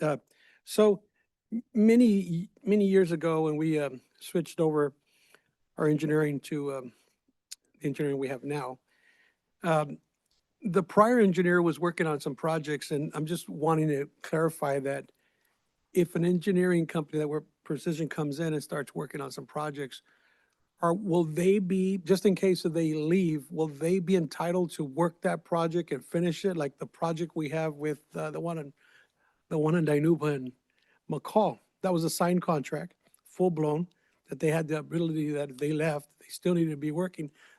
That's the reason why we're in this mess. Are we signing a contract in that way, or are we getting out of this? No, I mean, it'll be task order, and by task order, and there's always potential for something like that, but depending on how we lay out the task order, it doesn't have to be that way. And we can always, when we have something, large engineering projects, it gets a little bit more difficult because you have an engineer that's been on it from the beginning and knows the ins and outs on that. Not saying that planning isn't any more complex, because after 5 months of being the community development director, it's quite I just say but this because of the fact that yeah, here we are in what, 2018, 19, 20. yeah. Generally, we We're would try talking to. about a project in McCall and Dinuba, and we still haven't developed it because we have an Yep. engineering that needs to work through it. So Yeah, no, we we want to can, turn every stone and make sure that we do our due diligence Yeah. to make sure that we. and we can try to get include this- that within the agreement as we approve this and move forward. So, and I think that probably the city engineer probably had some input on this decision in terms of, It was city, let's see, on the review team, it was city planner, deputy city manager, myself, and one of our associate planners as well. so I think, yeah, I'm not mentioning that the city engineer favored any one company over the other, but this will be a planning function. This won't be a city engineer. This will be a city Right. planner. They'll be augmenting our services. And if I'm understanding a question from a council member, I guess the question is, have there been any previous projects promised or contractually obligated to the previous community development director, or will our new community development director take over from here and be able to kind of pick up where that position was left off? Yeah, it'll be transferred over. And I remember 2018, 19, it was the previous engineers, Gateway Engineering. They didn't leave. They were fired by the city. And they had a contract that obligated them to finish the stoplight at Dinuba McCall, the delay of which has been because it was federal money. It wasn't due to any problems, to my knowledge, with that engineering company. It's just a federal project that's taken a long time, too long, but it's going to happen. It's been programmed. And interestingly, it's not the money that's the problem this time. The money's been there. It's just the procedures. It's just the red tape to get through. As everybody has experience in government well knows, it can be the procedures and the red tape that delay things rather than the financing sometimes.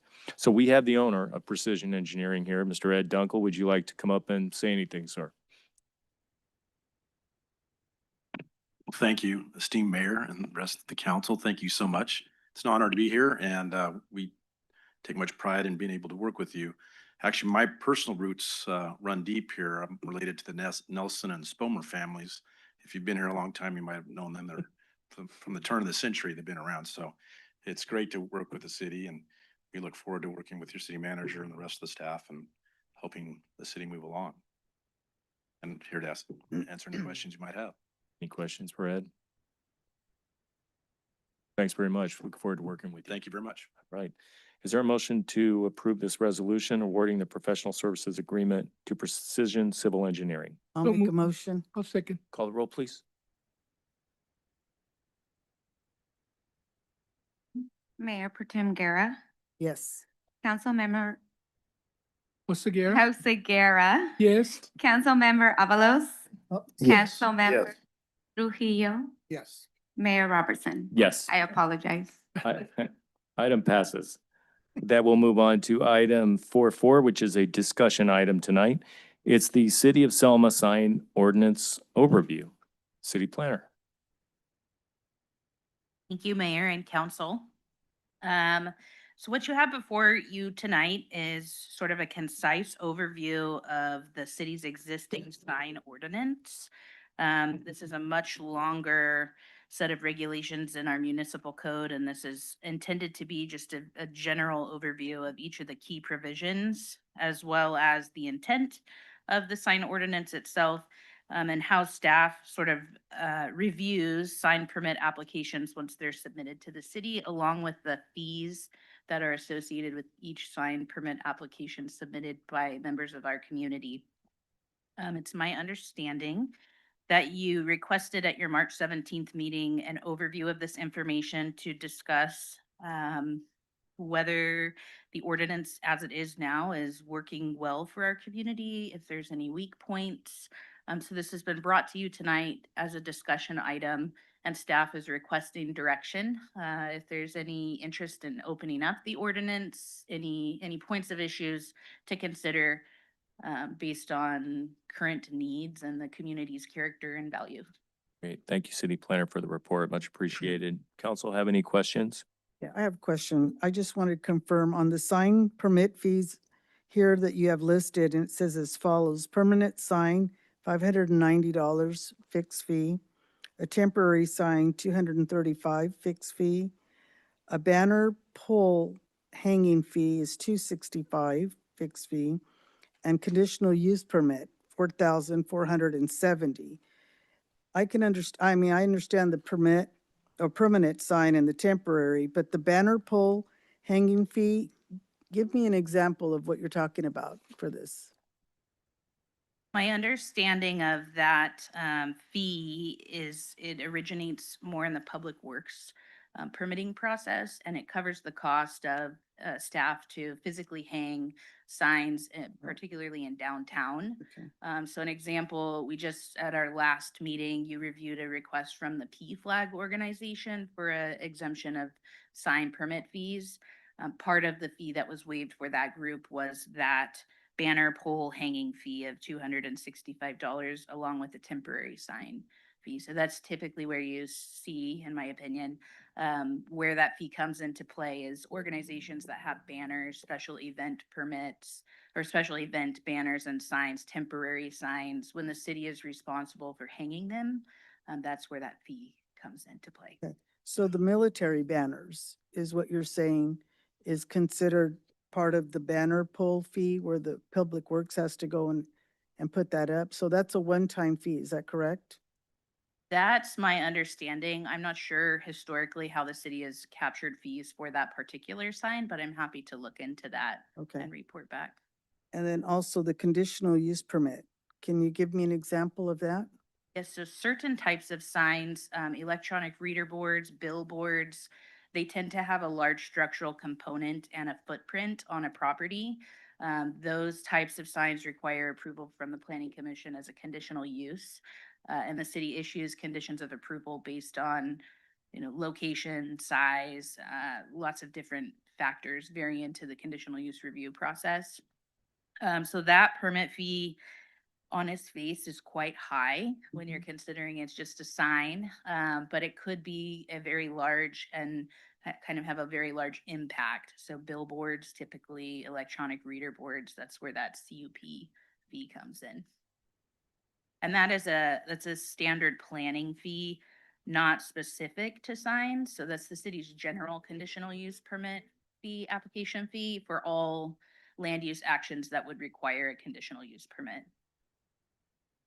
I have a question. I was under the understanding that brought this issue up a couple of times because the flags that were in different businesses just hanging out there. And I thought that we had many years ago, we had established a policy and we thought that we were talking about not putting any teeth into it or establishing to make sure that it could look more professional.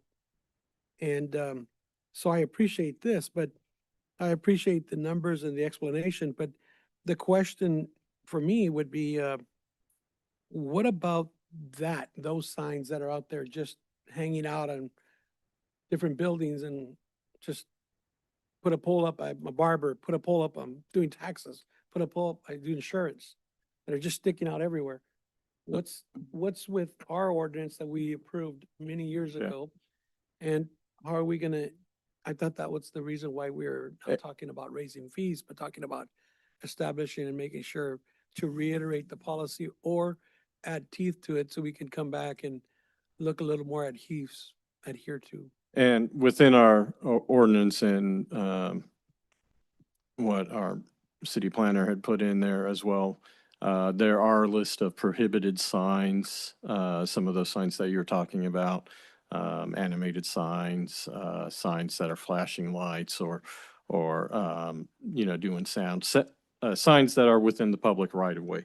And so we already have a large list of prohibited signs, and we have that listed on there that if people are doing that, then the next step would be having our code enforcement go out and actually cite them on that.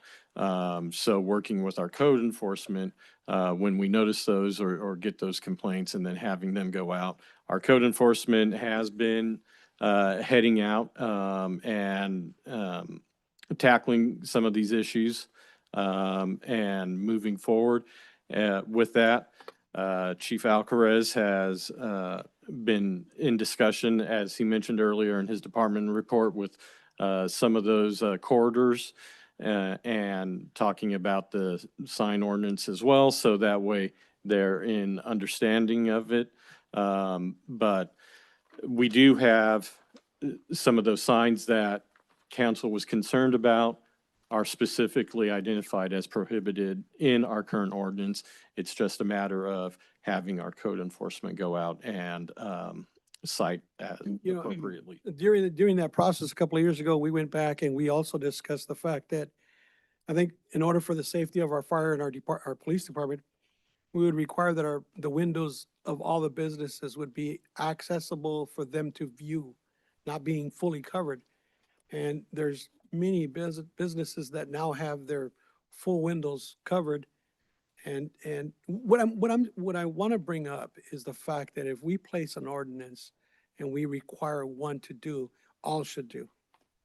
And it's not about picking on businesses for their, attacking them for not getting the economic structure they should have. It's about just keeping policy as it should be. What right is wrong and wrong is wrong, right? So, and if we pay for a sign, well, then you put the sign up, right? But I'm just asking, I thought we were discussing a couple of months ago, the fact that, there's people just plugging in signs everywhere and we're trying to beautify our downtown. And if you're putting a sign up and you're just putting a pole with a flag up, well, what are we doing about it? And who's held accountable to make sure that they adhere to that? That's all. That's all I'm bringing up. No, and I get that. And, I thank you for the discussion on that. And so some of those, as mentioned, are a function of code enforcement. So making sure that our code enforcement is up to date and is when they're out there seeing that they are noting it down so that way they can go and cite the property owner per our ordinance. We already have a fairly robust one, but it can be, changed any way that the council sees fit. If we want to add more signs on there, we potentially can. But then I would defer to Neil on some of that, because then you have obvious, First Amendment issues that also come up as well with private property and signage. But especially within the right of way, especially for blocking fire escapes, emergency exits, that type of thing, then that's where we have that opportunity. Signs that cause issues with, distractions, blinking, blaring, that type of thing. And so, and I thought there was, so one of the examples that she put in there is Whitson Street Corridor. Had quite a bit of those banner flags that were up within the public right-of-way, working with our code enforcement, making sure that they were going out and citing. Then that got cleaned up and everything. So it's making sure that we're doing that and that we're applying it equally to everyone. Yeah, that does look, that's a big, before and after on page 157 of the packet. That's good. And just to clarify in the banners, because it all kind of started here, I think a few months ago with the banners, with the citizen reaching out and the police chief weighing in. The banners are not allowed to be on the right of way. No signs are allowed to be in the public right of way. But what about banners in someone's property? Say on Whitson, are banners still legal to put out, these types of banners that you see in the before page of the street corridor? If you would move that banner in to someone's land, banners are still legal, but there's just the timing of when they can be out on property. Is that correct? Yeah, so specifically for businesses and so on, that would go then to a sign review, essentially with our planning department, for review of a permanent sign, temporary sign, and those conditions that would be allowed then on that. If they don't have that, if they haven't gone through that process, then it would be a citation from code enforcement once again. There would need to be an application filled out for that sign to put a Correct. banner on your business property. And if that's properly executed, then have at it. But if not, then you can't put that banner out there. Right. So what would be the price for that? If it was a temporary sign, it'd be $235 For the fixed fee. flag? Okay. Yeah. Just clarification, so no signs can be put in the back of a pickup and driven around, whether those signs advertise. Oh, that one, I don't know. That one is, I think, a California vehicle code, and I would have to defer to. Those signs On that of one. a advertising or even political nature couldn't be put in the back of a pickup and driven around for exposure basis. That's correct. That's my understanding. That would be a mobile sign, and that. Correct. And that's Also, on bank, there's no exemption for political signs in that category. Is that correct? Look at that, it is in there. Sorry. that's my understanding. There are specific.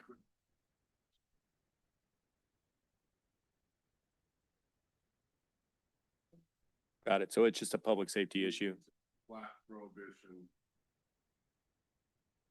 On trailers, trucks, or similar conveyance. Thank you. Okay. And then in terms of the page 156, at the bottom, all legal non-conforming signs must be brought into compliance within 20 years of chapter adoption. I think we met days, right? Yeah, that would be quite a while. 20 years. Attention. Good catch. Which some may like. Does anybody from the public have any questions or comments about the sign ordinance? Hi, good evening. Leslie Nelson, 2413 Country Club Lane. First of all, I wanted to thank you all very much for your support in the pride flag. That meant a lot to a lot of people, and really appreciate that. I think we're talking about the feather banners that have been around town for quite a while, and they start to get real frayed and they fall apart. So pretty soon all you see are the rim of the whole banner. So that was my question is, is, if they're not allowed to put them up and then they're starting to fall apart, how does that all work as far as, you know, having them take them down? Does that fall under Public Works again, or code enforcement? I'm sorry. Yes, code enforcement would be responsible for that. Additionally, we do use Public Works for assistance with removal of signage as well. Okay, I know out by Home Depot that there's a car dealership out there that most of their banners are just completely falling apart. So I didn't know if that was something that, I even stopped and thought about stopping and asking them if they might be able to put, you know, take them down, but I don't know if I'm stepping over the line there, but I just didn't know what the policy was until it was explained a little bit clearer. The feather banners sometimes were just, when the Chevron station came up, there were 6 or 7 or 8 of the feather banners, and there were a lot of people, I think, complaining. And I said, you know, ask council. I don't know how that works. So that was my question. I didn't know what the plan was for those banners around town. Yeah, Thank you. we're working with our code enforcement on addressing those and getting those down. And I think the chief's involved in that too as Yes. well, right? That was that Okay. Floral Yes. Business Association he talked about. I Yeah. think that's what you're talking Yeah, about. yeah. Yeah. So, thank you so much. No Thank you. problem. Thank you. Thank you. Anybody else with a comment? Anybody online or on the phone with a comment on this item? Mayor, I see no hands raised. Okay, that was a discussion item. With that, we will move on to item 4.5, which is an action item. It's consideration of resolution 2026-39R awarding contract to Avison Construction, Inc. for the Thompson Floral Alley Sewer Cross Connect Project. Thank you, City Engineer. Mayor, member of the council. Yes, this project is a project that came up while SKF was doing a repair on a sewer project in the alley. They noted during construction that there was a storm drain from one of the residences that was tied into the sewer, and that's not allowed. So the city, at that point, we proposed a project to remove that connection. And in order to do that, you have to handle the drainage that is the storm drain water. So this project has been designed, went out to bid in March. We got 8 different contractors to bid on it, which is a good turnout for construction. All of the bids were under our estimate, which is also good for the city. So this resolution, we're recommending that you award this project to Avison Construction, Inc. After reviewing the bids, they are the lowest responsive bidder. You'll note there was 1 bid less than their number, but it was an incomplete bid package received by the deadline on bid date. So there was a page missing that didn't have the number on it.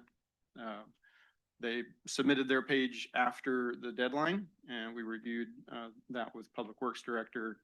We reviewed that bid, but in our recommendation, they is not a responsive bid because it was not complete.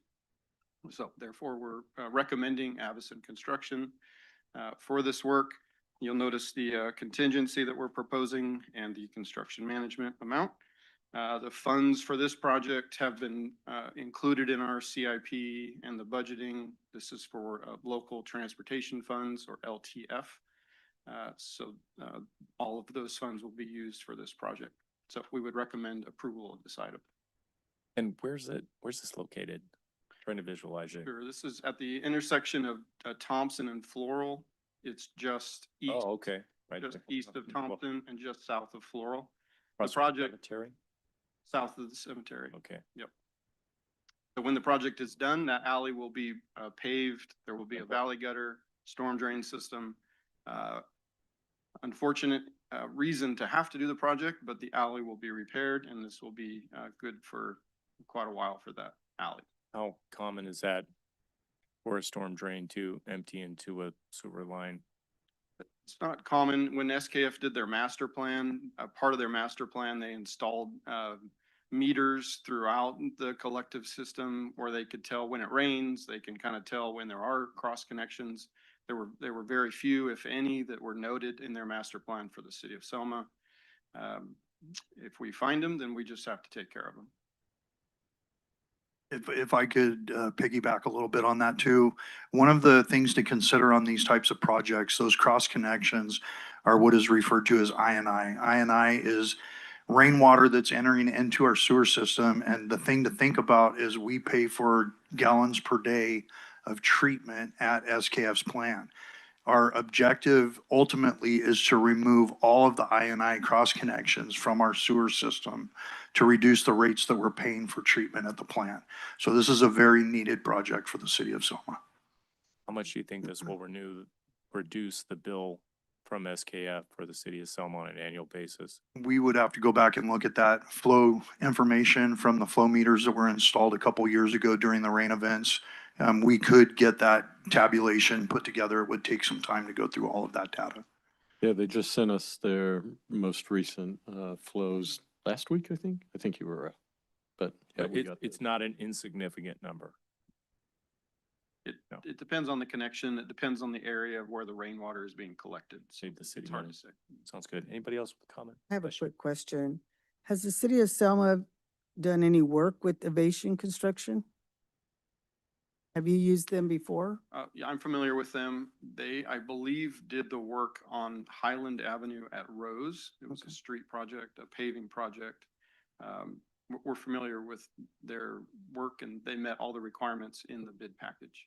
I've worked with them on previous projects as well. Okay. They're reputable and good.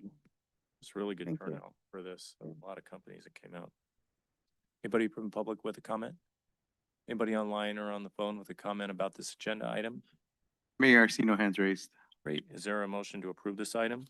I'll make a motion. Is there a second? I'll second. Call the roll, please.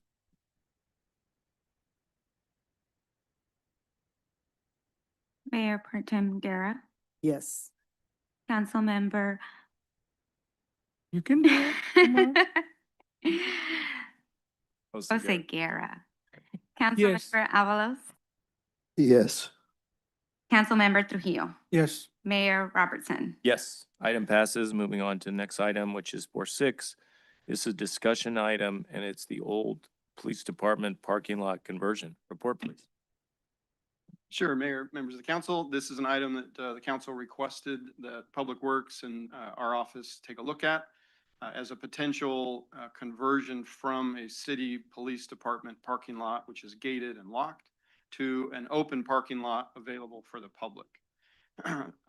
Director Hahn and I visited the site, we walked it, looked at the condition.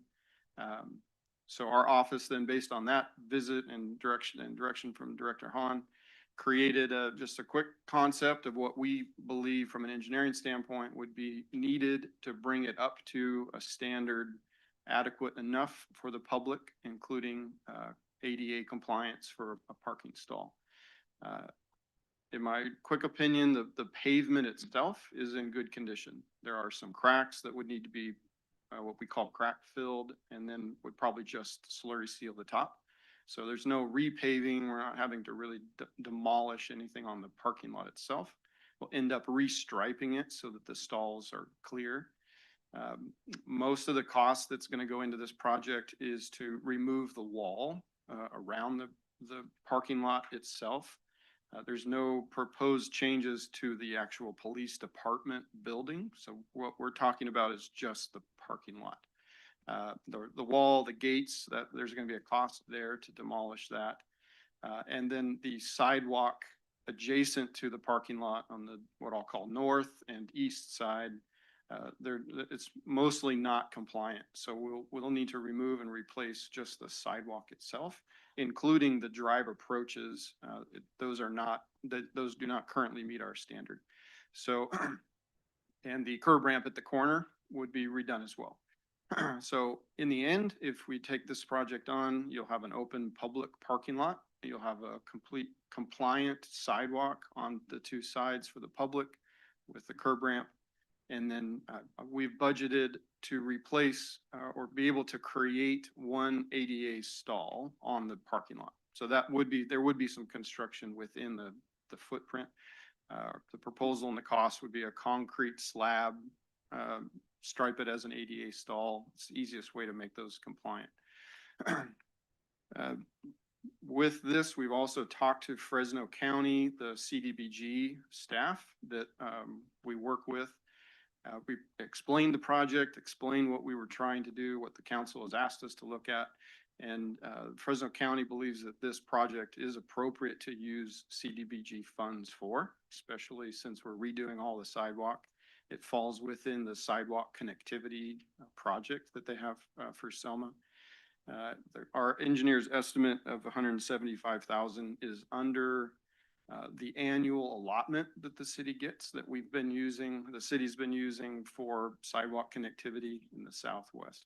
So if as just a discussion item, if there's any input from council or change to what our concept is, that's what we're looking for. But we would then look for direction that if the council would like us to proceed with this project as a CDBG project, we'll communicate that to Fresno County.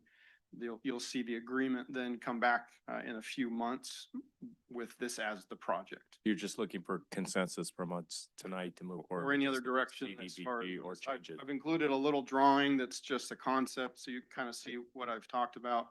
The engineer's estimate is there as well. That's all. We haven't done any design yet, but that's our planning estimate. I have a question for you. Can I? Okay. Could we do a CIP 3-year project using CDBG? And could you guys come up with a plan? I'm just speaking on my behalf.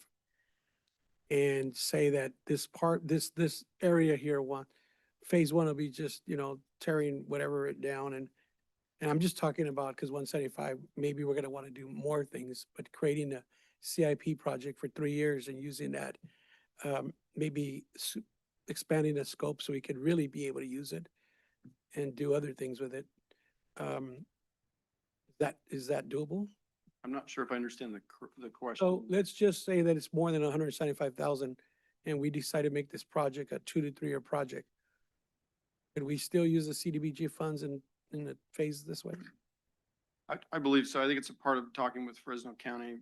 The city receives their allotment annually. The money is from HUD, so Fresno County is very, it's important that those funds get used annually. And so the sidewalk connectivity project that the city's been working on, this is phase 4, phase 5. So every year we just continue to do more sidewalk. So this fits within that realm as far as Fresno County is considered. So if you are asking to make a larger project beyond just this little parking lot, I think you could look at it as one big project and phase it for this year to try and keep the cost within your CDBG allotment. And then next year do phase 2. I'm not putting words in your mouth, but if it's do this parking lot this year and do another parking lot and improve it next year downtown, it would have to fit within Fresno County's program for the city, which is sidewalk connectivity. Yeah, they generally don't like accruing CDBG funds otherwise. Yeah, so even if we decided to say we're going to use CDBG money for the next X amount of years and we dedicate this project, they want to see that, correct? Correct. They're even better. That's more of a way of showing that that's what we're doing. From my conversations with the county, it's important that that those funds that are allotted to the city based on your current contract is being used.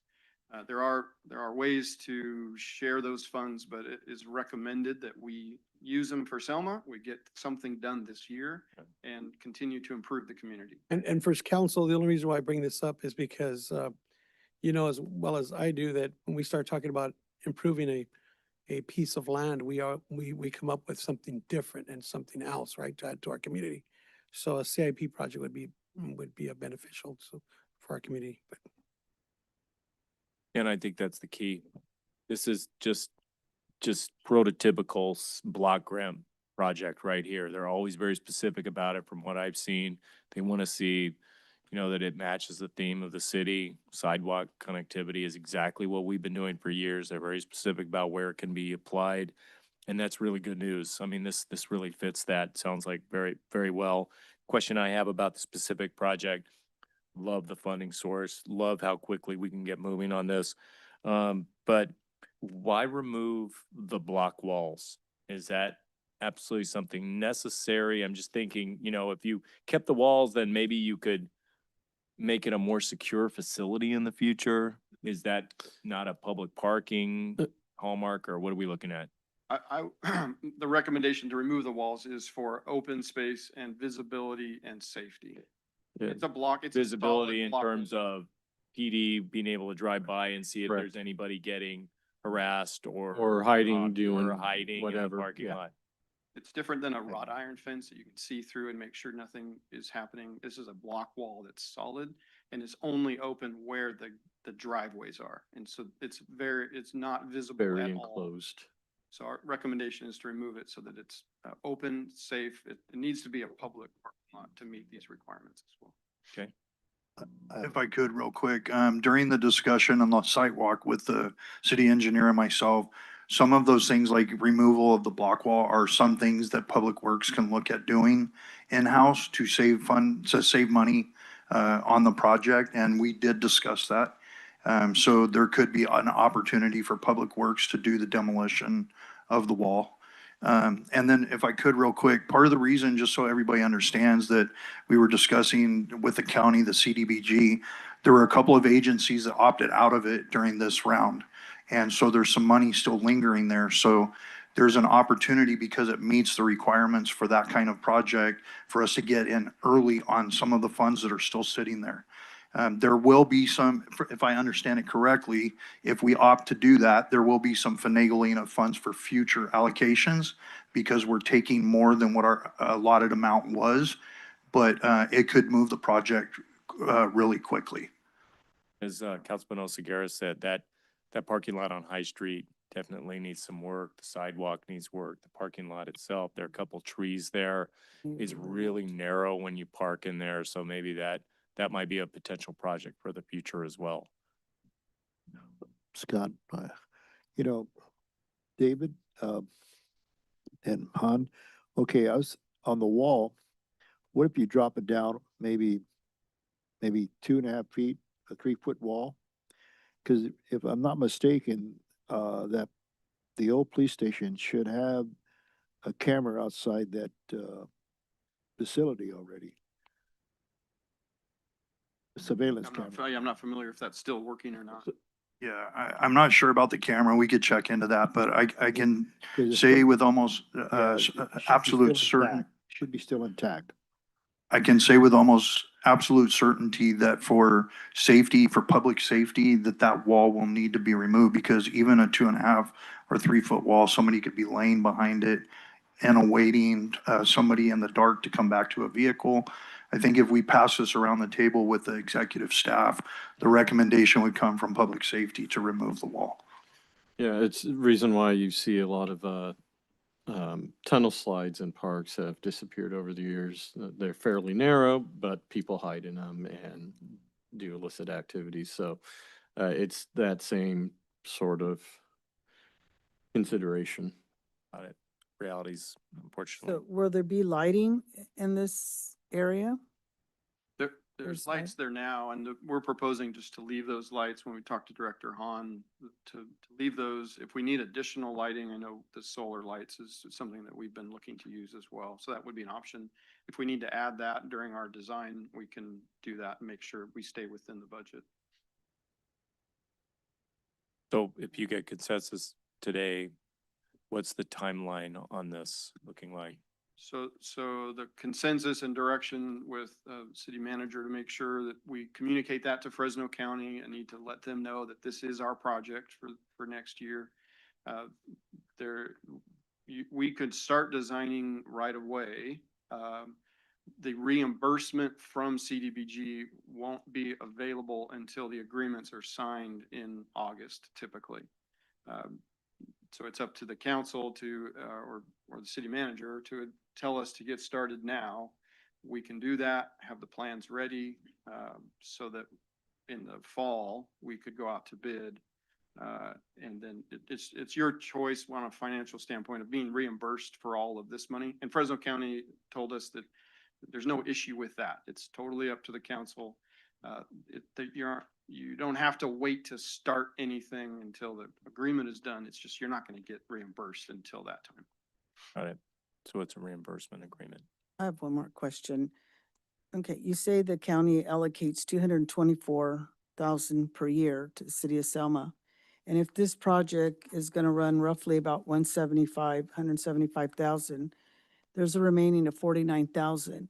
Can we still use that amount for the other parking lot? Like, because that parking lot really needs a lot of help. I mean, those trees are lifting those sidewalks. I'm shocked that those weren't removed when they removed the trees on High Street. And when you park there, if you have a pretty big sized vehicle and someone else, there's no way anybody can get through. And that's why a lot of people don't like to park there. And people that have to park there because there's a funeral going on, well, a lot of times they're not from Selma, so they're gonna park there, but it's dangerous and people's vehicles have gotten hit. So would we be able to allocate some of that money to that parking lot? We can talk to Fresno County about it and make sure that's appropriate. I think if we tie it to sidewalk connectivity, like we're saying, then, it makes it more likely. Right. And similar to this last year's project, we designed the sidewalk connectivity and then included a certain number of them as add alternate pieces of the bid. So that if the bids come in too high and now you're over your allotment, we can choose to not accept those add alternates to kind of scale the project. So that may be appropriate to keep it separate in the bid. Mhm. And if it is within budget, or if the council wants to allocate money from a local fund, then you have that choice. As long as it meets the requirements of Fresno County, then we could definitely look at that. Okay, thank you. Anybody from the public with a comment? Leslie Nelson. So I may not be understanding this, but why would we not concentrate on the parking lot downtown before doing the one by the police department? I don't know if I'm, is there a That's reason? not what's happening.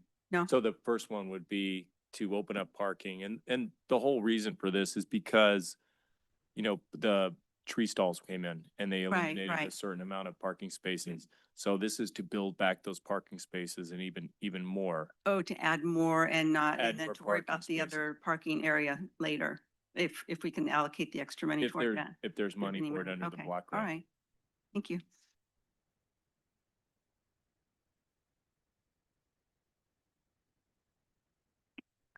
Rose Robertson. So we're going to be adding a good 30. Do we know how many parking spaces? Do we know? Well, that's 25. okay. That's very positive. Also, I mean, hopefully this moves forward because as we all know, we need parking. Will there be a opportunity later on to maybe put parking stalls with solar? I mean, we're eventually going to need solar for some of our buildings that don't have it. We're getting a lot more lights in our downtown. I mean, they're lower lights. I mean, they're LD, low voltage, but that's something to consider or protect our parking lot. I mean, our vehicles under the carports, just like the Selma High School. I always love parking there when we have to go to their events or do something because, your car's going to be protected. But I think solar eventually may help that PG&E bill come down because if you see those PG&E bills, they're pretty high. So that could be a win-win situation. So thank you. Regarding the electrification and potential solar facilities, as Sonia mentioned earlier, that's one of those grants, planning grant that we're pursuing right now that we have submitted for, I believe. And so that way we can look at some of those facilities and then go out and get grant funding for There's that. a charger in the parking lot that's north of that. Mhm. Public parking, and it's Electrify American. It's really old and it takes forever to charge, but I always see cars plugged in over there because it's free. Plug it in. But if we could come up with like a current version of that, that would be even better for the public to use. Anybody online or on the phone with a comment on this agenda item? Mayor, I see no hands raised. With that, does council give consensus to the city manager and the city engineer to move forward with the block grant? Yeah, I'm good. Yes, okay, so we've got consensus, all right. With that, we'll move on to item 4.7, which is an action item, consideration of resolution 2026-40R, accepting the City of Selma Tactical Urbanism Report. Yes, thank you again, Mayor and City Council. As mentioned, this is to accept the City of Selma Tactical Urbanism Report. At this time, I'll introduce Javier Andrade with A&M Consulting Engineers, who worked with the city on this study, and they'll walk us through some of the findings and identified safety concerns. Good evening, Mayor and Council. So I'm excited to present some of the results from pilot studies tonight, and then talk a little bit about the grant opportunity that this provided, and go from here. So again, Javier Andrade with A&M Consulting Engineers. I've had the privilege to be working with City of Selma as a consultant, and working with your Public Works Director, City Manager, and City Engineer, and the rest of your staff on this project. But I'll go through, go ahead, go to the next slide. Yep. So the contents will go through introduction, we'll go study overview, and then review the pilot studies at the end. So the funding source for this project came from the Sustainable Transportation Grant Program, which comes around every year. We applied with the City of Selma, and then applied for funding for this tactical urbanism. And the purpose was to essentially test low cost and temporary solutions. And that's where the word tactical urbanism comes from. Essentially, it's a way for us to use low budgets to have immediate results to see what works and what doesn't work in terms of safety improvements for the public.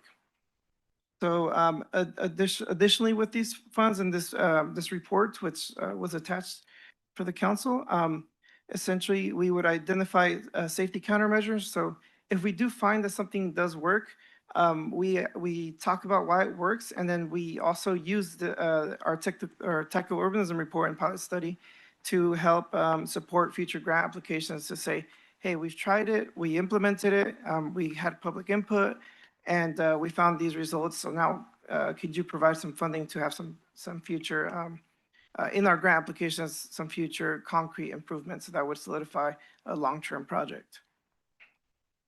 So in terms of the overview, what we did is we formed an advisory committee with the city.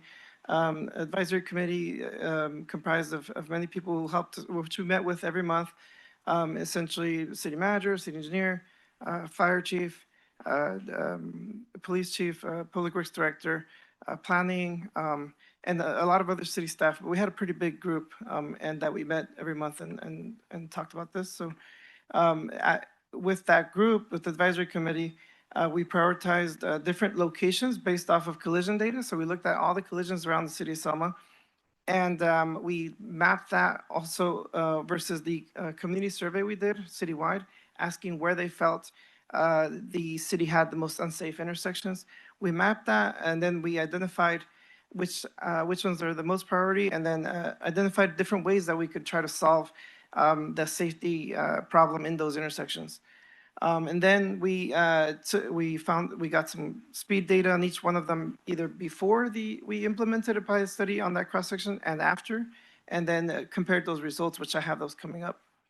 And then finally, in the report, we provided some recommendations for some permanent improvements. So next slide.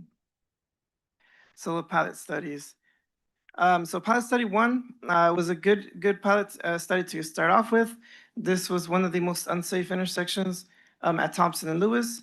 So the first safety measure I kind of identified for this intersection was temporary bulb outs, curb extensions, flexible post, and I'm sure a lot of the council has already driven through this intersection, but this was a great project because we got the high school involved, and the students came out and painted each one of the black and white dots that you see on the bulb outs. Those were painted by the school, by some of the students from the school district. And then also it was an opportunity for PD. PD came out and also painted with the students, which is really great. All of that really builds community, and then builds essentially community acceptance of the project, and kind of lets the students and their parents have some stake in it, saying, hey, I helped paint that crosswalk. So it's really important work. So in terms of the results of the speed studies, so after we installed the bulb outs, we had 16% more vehicles traveling under the speed limit of 35. And that doesn't sound like a lot, but 16% is 720 cars per day that are going slower than 35, which previously they were going faster than 35. Why 35 is important is because any collision with a pedestrian higher than the speed limit of 35 is considered more of a potentially deadly collision. So essentially, what we're doing, a 16% increase of vehicles going from faster going down to 35. That 16% correlates to 720 cars that day that could have had a potential deadly collision with a pedestrian. So it's actually a huge deal, even though it doesn't look like a lot. So we also did a community outreach where we asked the community, hey, how does it make you feel safer? And most of the results came in as it does feel safer, feels more visible. The bold colors also increase the driver awareness. And yeah, the mascot also helps with that too, gets people's attention. The whole goal of alert the driver and wake them up, right? That's what we want to do so that they know that there's kids crossing there. Yeah, so pilot study number 2. This was a great, really interesting project because we installed some zebra lines. So a lot of people are probably asking, what are those zigzags on the road? And really where it comes from is essentially with looking at some data for fatalities of pedestrians in the US. So in 2021, we had 7,300 pedestrian fatalities. So people that got run over, some of them kids in the US. I'd like to ask the council to guess how much the UK in terms of pedestrian fatalities they had when the US had 7,300 in the UK. Just 5,000. so they only had 13 in the whole year. 13. Yeah, just 13 pedestrian fatalities. So that's a huge difference compared to 7,000 in the US. I mean, they're a fifth of our population, but I mean, numbers are drastically different. And so that essentially the striping you see here are zigzag striping that is used in the UK to help essentially wake up the driver again. This is part of the things that we wanted to see with this pilot study, to see if this type of striping would be something that does reduce speed. And so it did reduce speed more than the bulb outs. And again, 17% of the vehicles that were driving faster than 35 slowed down under 35. And that equated to 1,039 vehicles per day that are now going under 35 that previously were not. So it's an additional 1,000 collisions per day that could have been deadly that are now, even if there was a collision, it would be classified as something that wouldn't result in Do those severe habits injury. stick, or is it just the novelty of seeing the zigzag lines, wondering if the sign maker was drunk that day or something, is veering off, or does it stick? Do people pay attention to those patterns on a regular basis? Mhm. Slow down. So it's a combination of these type of solutions along with targeted enforcement as well in order to make those stay. So by doing these and then by working with PD, there's like 4 elements in order Yeah. to ensure that you are increasing safety at these intersections. Engineering followed by enforcement, the 4 E's. I can't remember the other 2. Yeah, there's 4. But essentially, Interactive set of elements. yeah. And- Okay, let me, I've seen the work, okay? But I will grant you, when you see this kind of work, you actually slow down and pay attention. You tell yourself, who in the heck did this? No, the snake lines and everything is this poor guy was the Was he okay when he did this or what? But you do slow down. Yeah. It does I will grant you, it does slow down. It does bring attention. I will grant you that. And even in the intersections that you guys have done, I, um, you have to, you are paying attention, trust me. Yeah, and the concept comes from a concept called essentially visual narrowing, where if you're driving on the freeway, you see straight lines, everything looks the same, you just feel like you can speed because everything's consistent. As soon as you break up the peripheral of the eyes, you have a disturbance in the flow, making you wonder kind of naturally like what's going on, what's different. Let me slow down and try to make sure everything is safe. And that's kind of where the concept for the zebra lines come in. It really breaks up the edge lines of your peripherals. It also does visual narrowing and then breaking down visual monotony, essentially is what we call it. Yeah, that we also installed some an in-road crossing sign, which is essentially pedestrians crossing here, stop for pedestrians. So this was a combination of three elements: the stop sign, the zigzags, and also the bots dots, which give that vibration essentially before you come to the crosswalk. Um, and this was an amazing feat by Public Works. I didn't install any of this. I just designed it with our committee. Public Works installed everything. They were working with us that day. It was extremely hot, and they were out there. Hats off to them, really working with us. These are not standard things that are in a manual somewhere. These are things that we're doing to try to help save lives, and they really stepped up to make sure. So I really appreciate you guys doing that. Really good to work with you guys.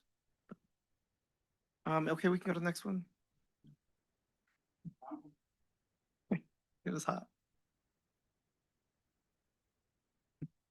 Bunch of engineers sweating out there, so the tape. It's good. So pilot study number 3, Mitchell Avenue in Nebraska.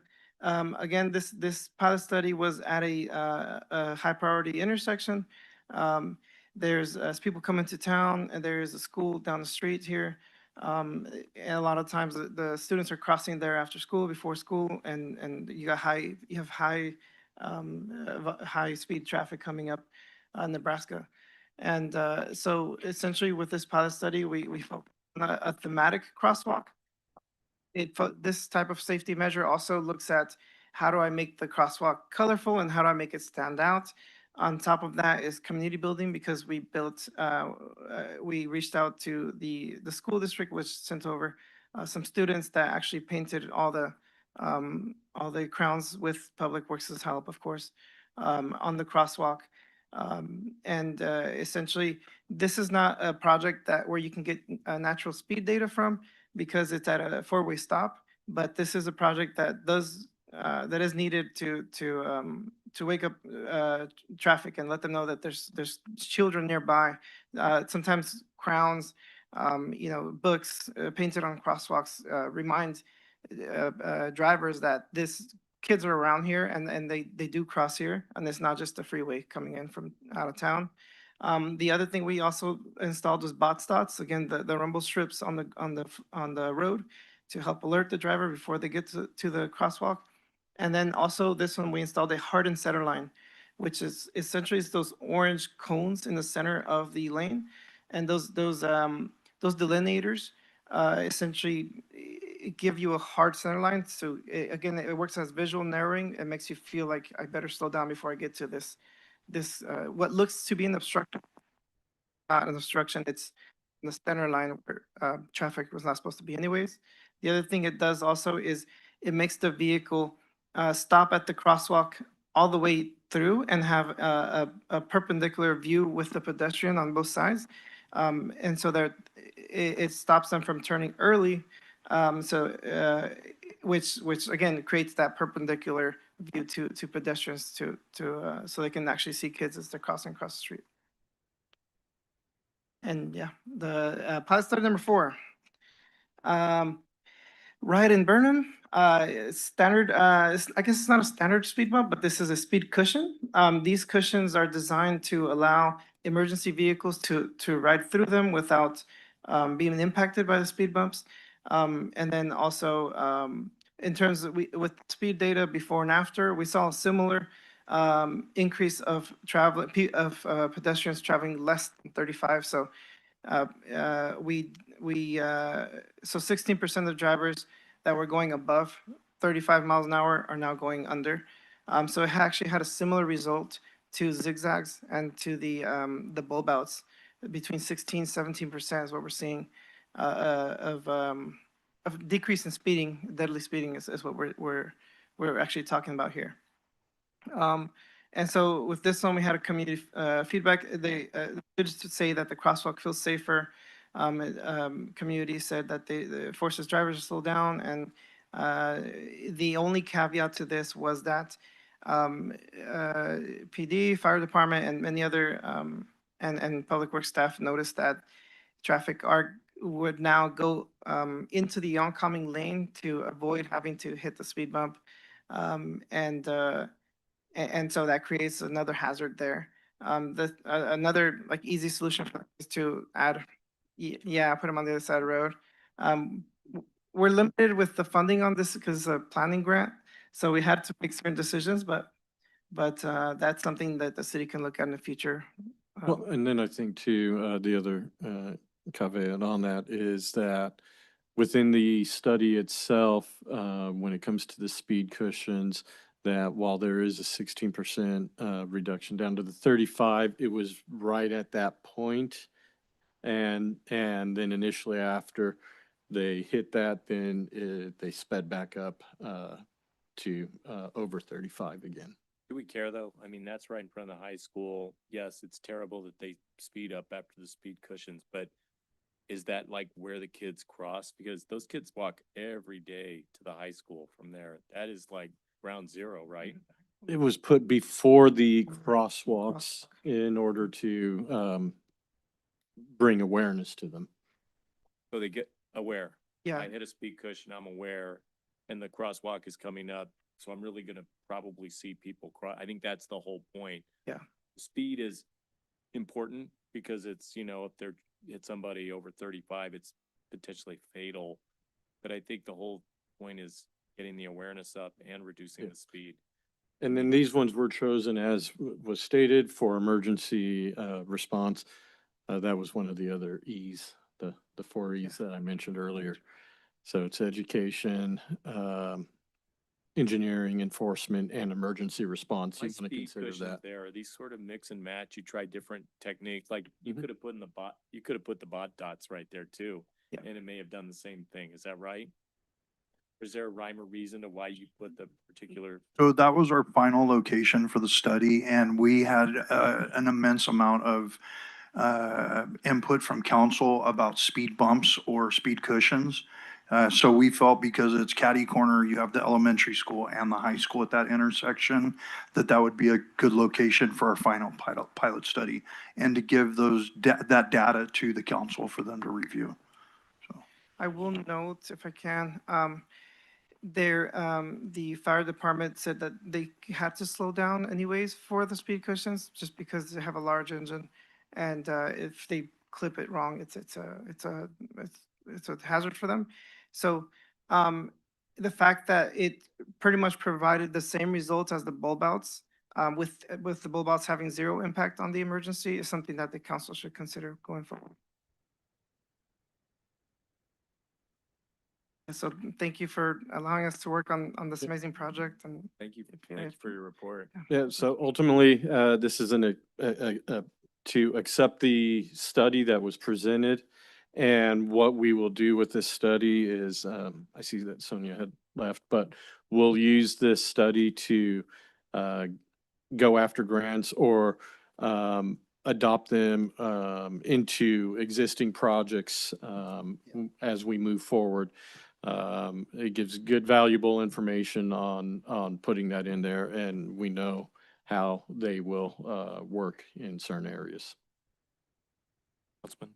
Yeah, on another adjacent, on those those grants? Like he just explained, is there a lot of money in that, in your project grants in your area? That funding round comes around every year. In other words, if we want to apply it again, can we apply again, or we have to wait a year or something? How does that work on your end? I can answer. Yeah, so STP, the Safety Transportation Program, comes around every year and it's only for planning. So this is considered planning, even though we're kind of implementing this work. That's why I really like doing this type of work, because you're planning in a sense, but you're having real impact. You're saving lives.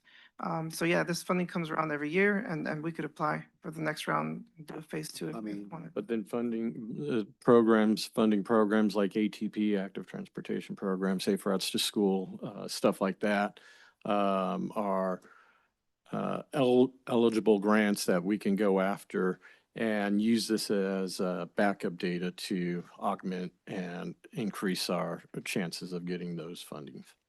And with the Measure C programs, whether you're for the T4A or whether you're for the FOR, there's a component that could be used for safe routes to school. That's assuming that one of them passes.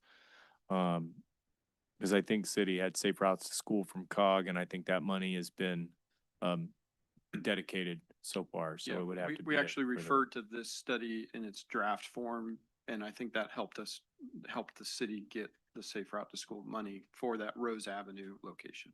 That's awesome. Any other? I have a quick question. I think this is a great project and I really appreciate all your guys' hard work because it was something that was very needed in the city of Selma. So I want to thank you guys for all of that.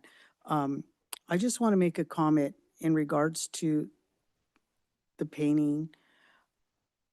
What you guys did behind the high school, at Selma High, it's bold. Those colors are bold and you can really notice it.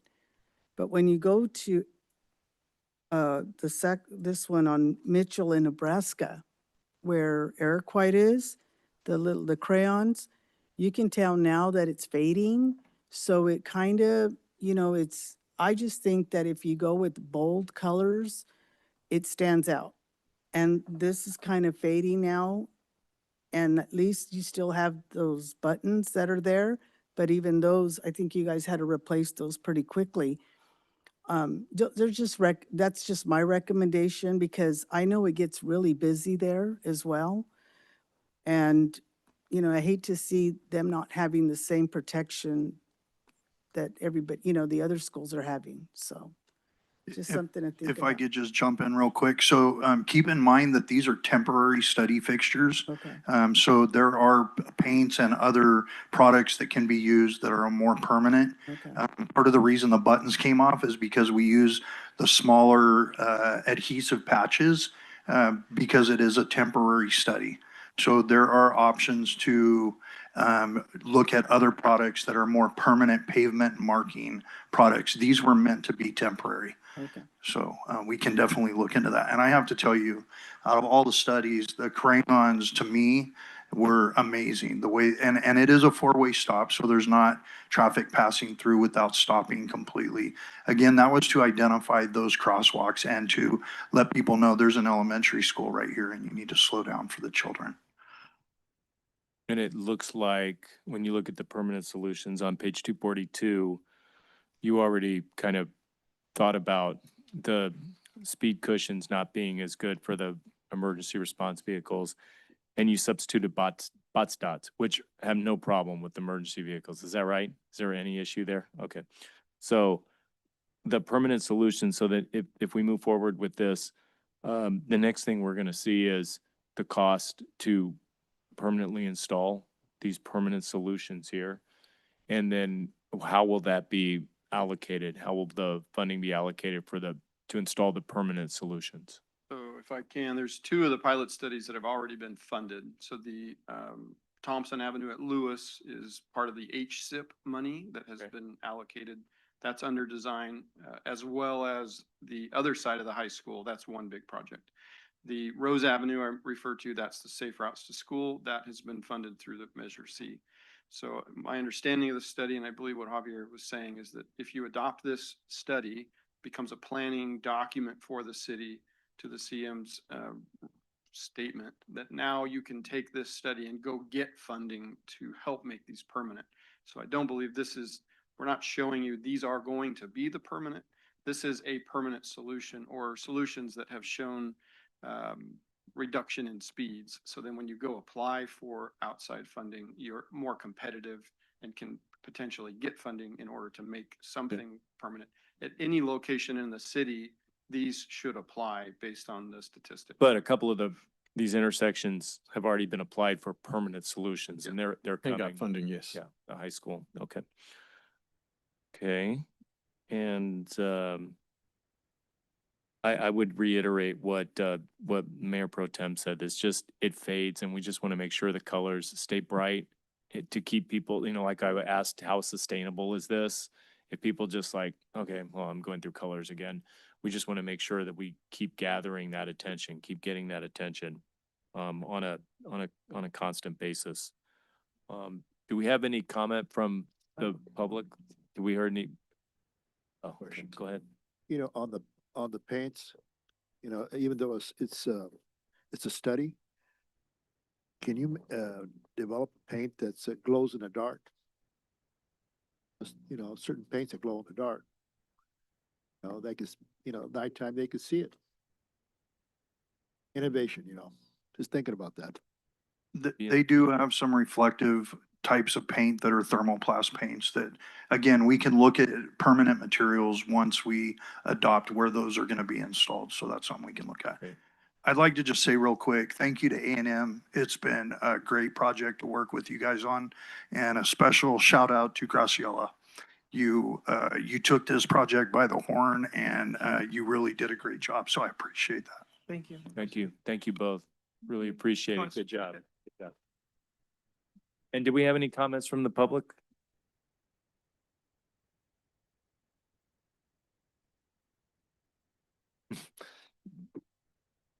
Hi, Mayor. Hi, everybody. They did a good job, okay? Your name? Oh, my name is Anita Gonzalez. I live at 2743 Sierra Madre Court. Thank you for coming out. Sorry. Okay, they did a good job, but you see weeds and everything in the back of the high school? That needs to be taken, and then it's faded. You can't really see. Can't they put like lights on the street or something they could stop? You know what? Because I go, they do speed. They're not slowing down. Because, you know what? My granddaughter got hurt. The lights were on. I'm doing this for all the kids. You guys need to do a better job. I just pray to God it doesn't happen to your guys' kids. She was in a coma for 2 minutes, and I prayed. And I don't want this to happen to nobody's kids. I volunteer at Indiola. I did volunteer, being the crosswalk. The kids, the parents were going fast. And you know what? I go to back of the high school. I go to front of the school. I park right there. They're not slowing down. I need to do a better job. But bumpers, they could, who cares about the fire department? It's care about these kids, their lives. It's not only my granddaughter I'm fighting for. Her friend got hurt too. You guys weren't there at the hospital. I thank God. And I thank a lot of people for praying for my granddaughter and her friend. I could have lost my granddaughter. And I don't want this to happen to any kids. Please open your eyes and do a better job. You guys want it for the fire department because of their cars, their trucks. It's to save a kid. I'm shy. And when it comes to kids, I'm going to stick up for the kid. And I am back there seeing if they're slowing down. They're not slow. And you guys did a good job. Okay? Very good job. But go look at the weeds back there. That makes Selma look so ugly. If you guys going to do a job, do a better job. And the paint is coming off. You can see it's fading like the way Sarah said. You guys need to do something. Thank you. Thank you.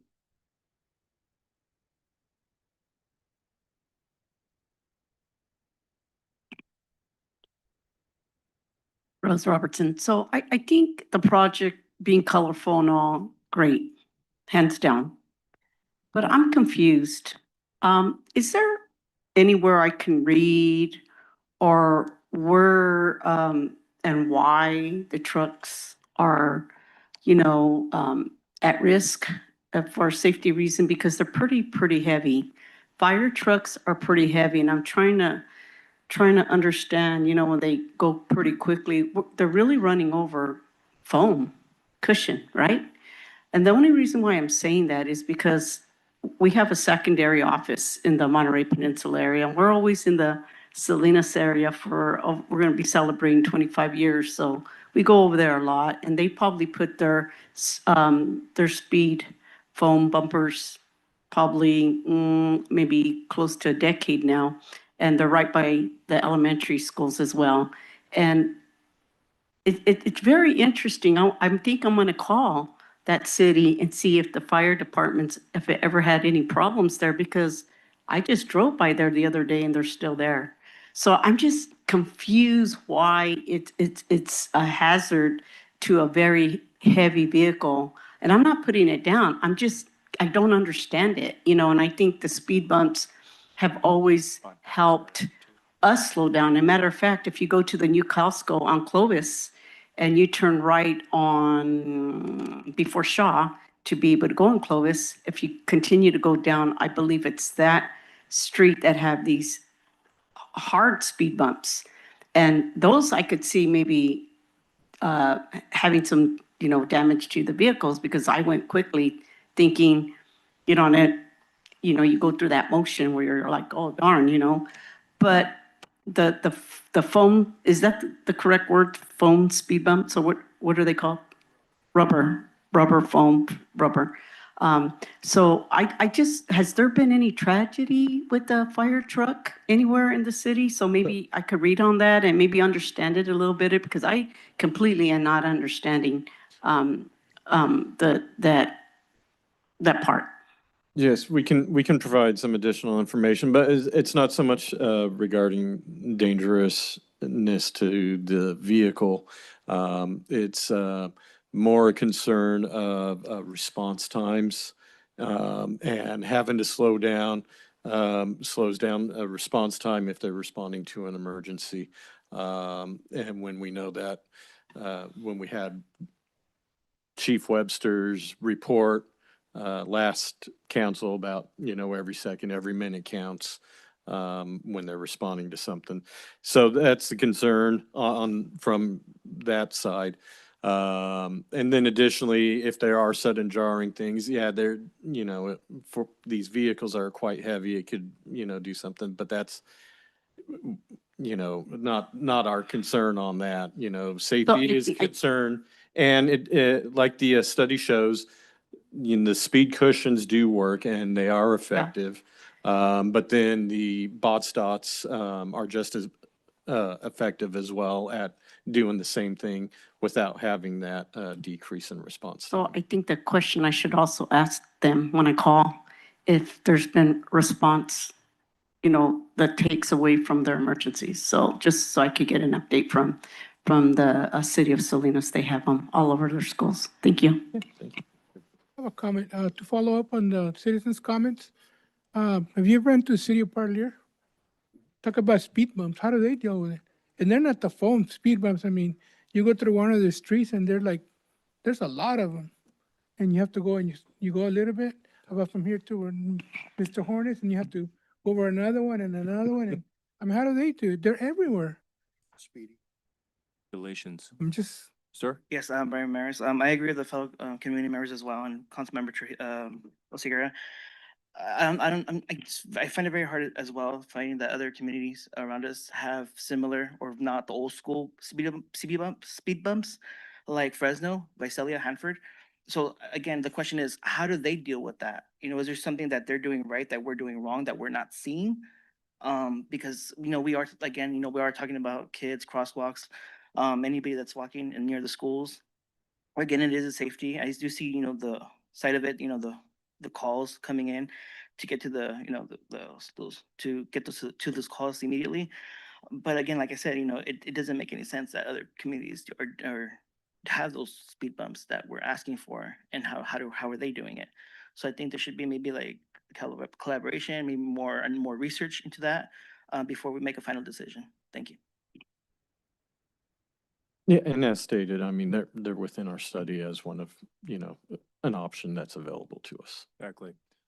Point is to reduce the speed, and there's a public outcry for speed cushions, there's a outcry for spot dots, but just lower the speed and no more injuries like that lady has experienced back there. So, definitely.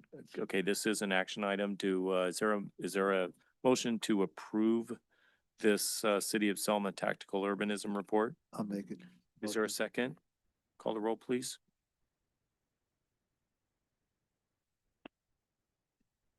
Councilmember Avalos? Yes.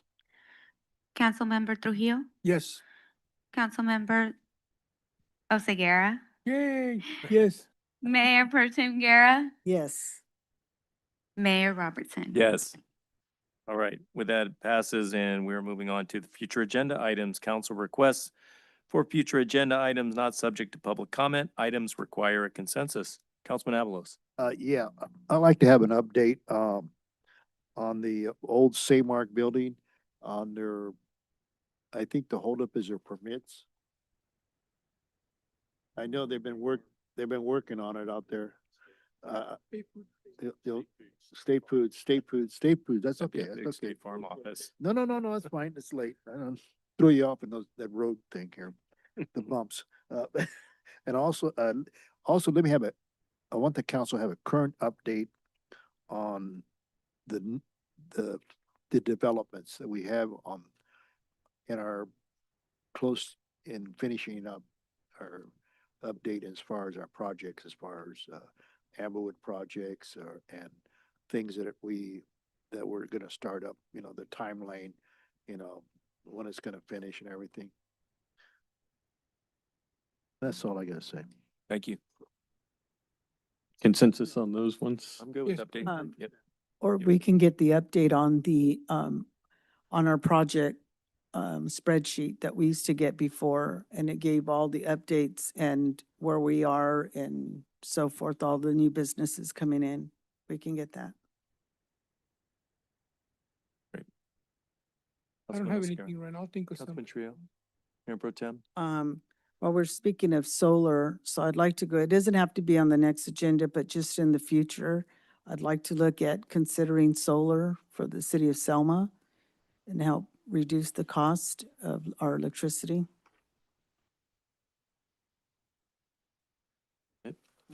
In front of, is there a consensus for Yes. solar? Yes.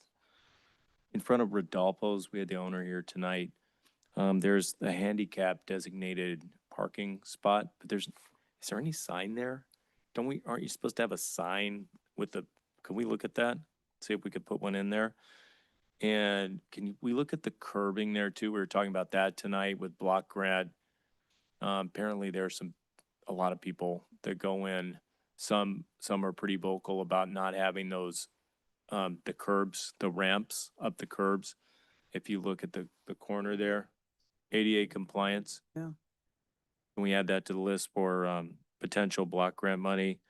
Number 2, I had a citizen, is there consensus for that? Everybody Yes. good with that? Number 2, I had a resident, ask for bike racks at the parks. People are, riding bikes, and there are no bike racks to park their bikes, lock their bikes up. Those little squiggly things that you put the bikes on. I don't know how much those are. We could see what those would run. And 3, can we look at the difference between a general law and a charter city? Talked with the city attorney about this. City attorney, maybe in the future, put something together. Is there consensus to look at the difference and the potential for changing? We are a general law city, is that correct? And what's the other kind of city? There's only charter cities and general law cities. Okay. And then, in the future, could we have a report on the How difference to between the two? become And- one and what the benefits and cons are. Yes, is there consensus to get that Yes. from our city attorney? I can do that for you. All right, All right. Okay. Thank you. Moving on to council reports. Councilman Trujillo. Benevolence. You're on the spot. No problem. First that in my life, I got up in the morning and I look in a picture in a mirror, good looking guy, right off the start. I thought you were saying you saw your good-looking wife. Uh, the, I seen her second. You're gonna get another comment. Uh, from him. No, that's my joke of the night, by the way. I'll probably be sleeping outside tonight too. No, this week I visited Christian Cafe, meet with people, and homeless, whatever, a cooked meal. It's a great charity for that church that does that, and that the Selma Healthcare give it for a cooling center for in the summer. That's great because no one wants to go to the police station and hang out. So, and also attended the Sikh parade. That was a great event. Uh, you know, O.C. Guerra was there, Scott Robinson, Sarah, a lot of dignitaries came out. You know, running for office. They came out to the visit, which is good. It brings a lot of people in, and also our good man here. Don't want to go to your head here, Jason. He was there too. You know, and he did well. He had to think outside the box, give a speech, and I was impressed. You know that. He shocked me. Drama. Yeah. You, no, but it was a great event. We walked that parade, and you know what?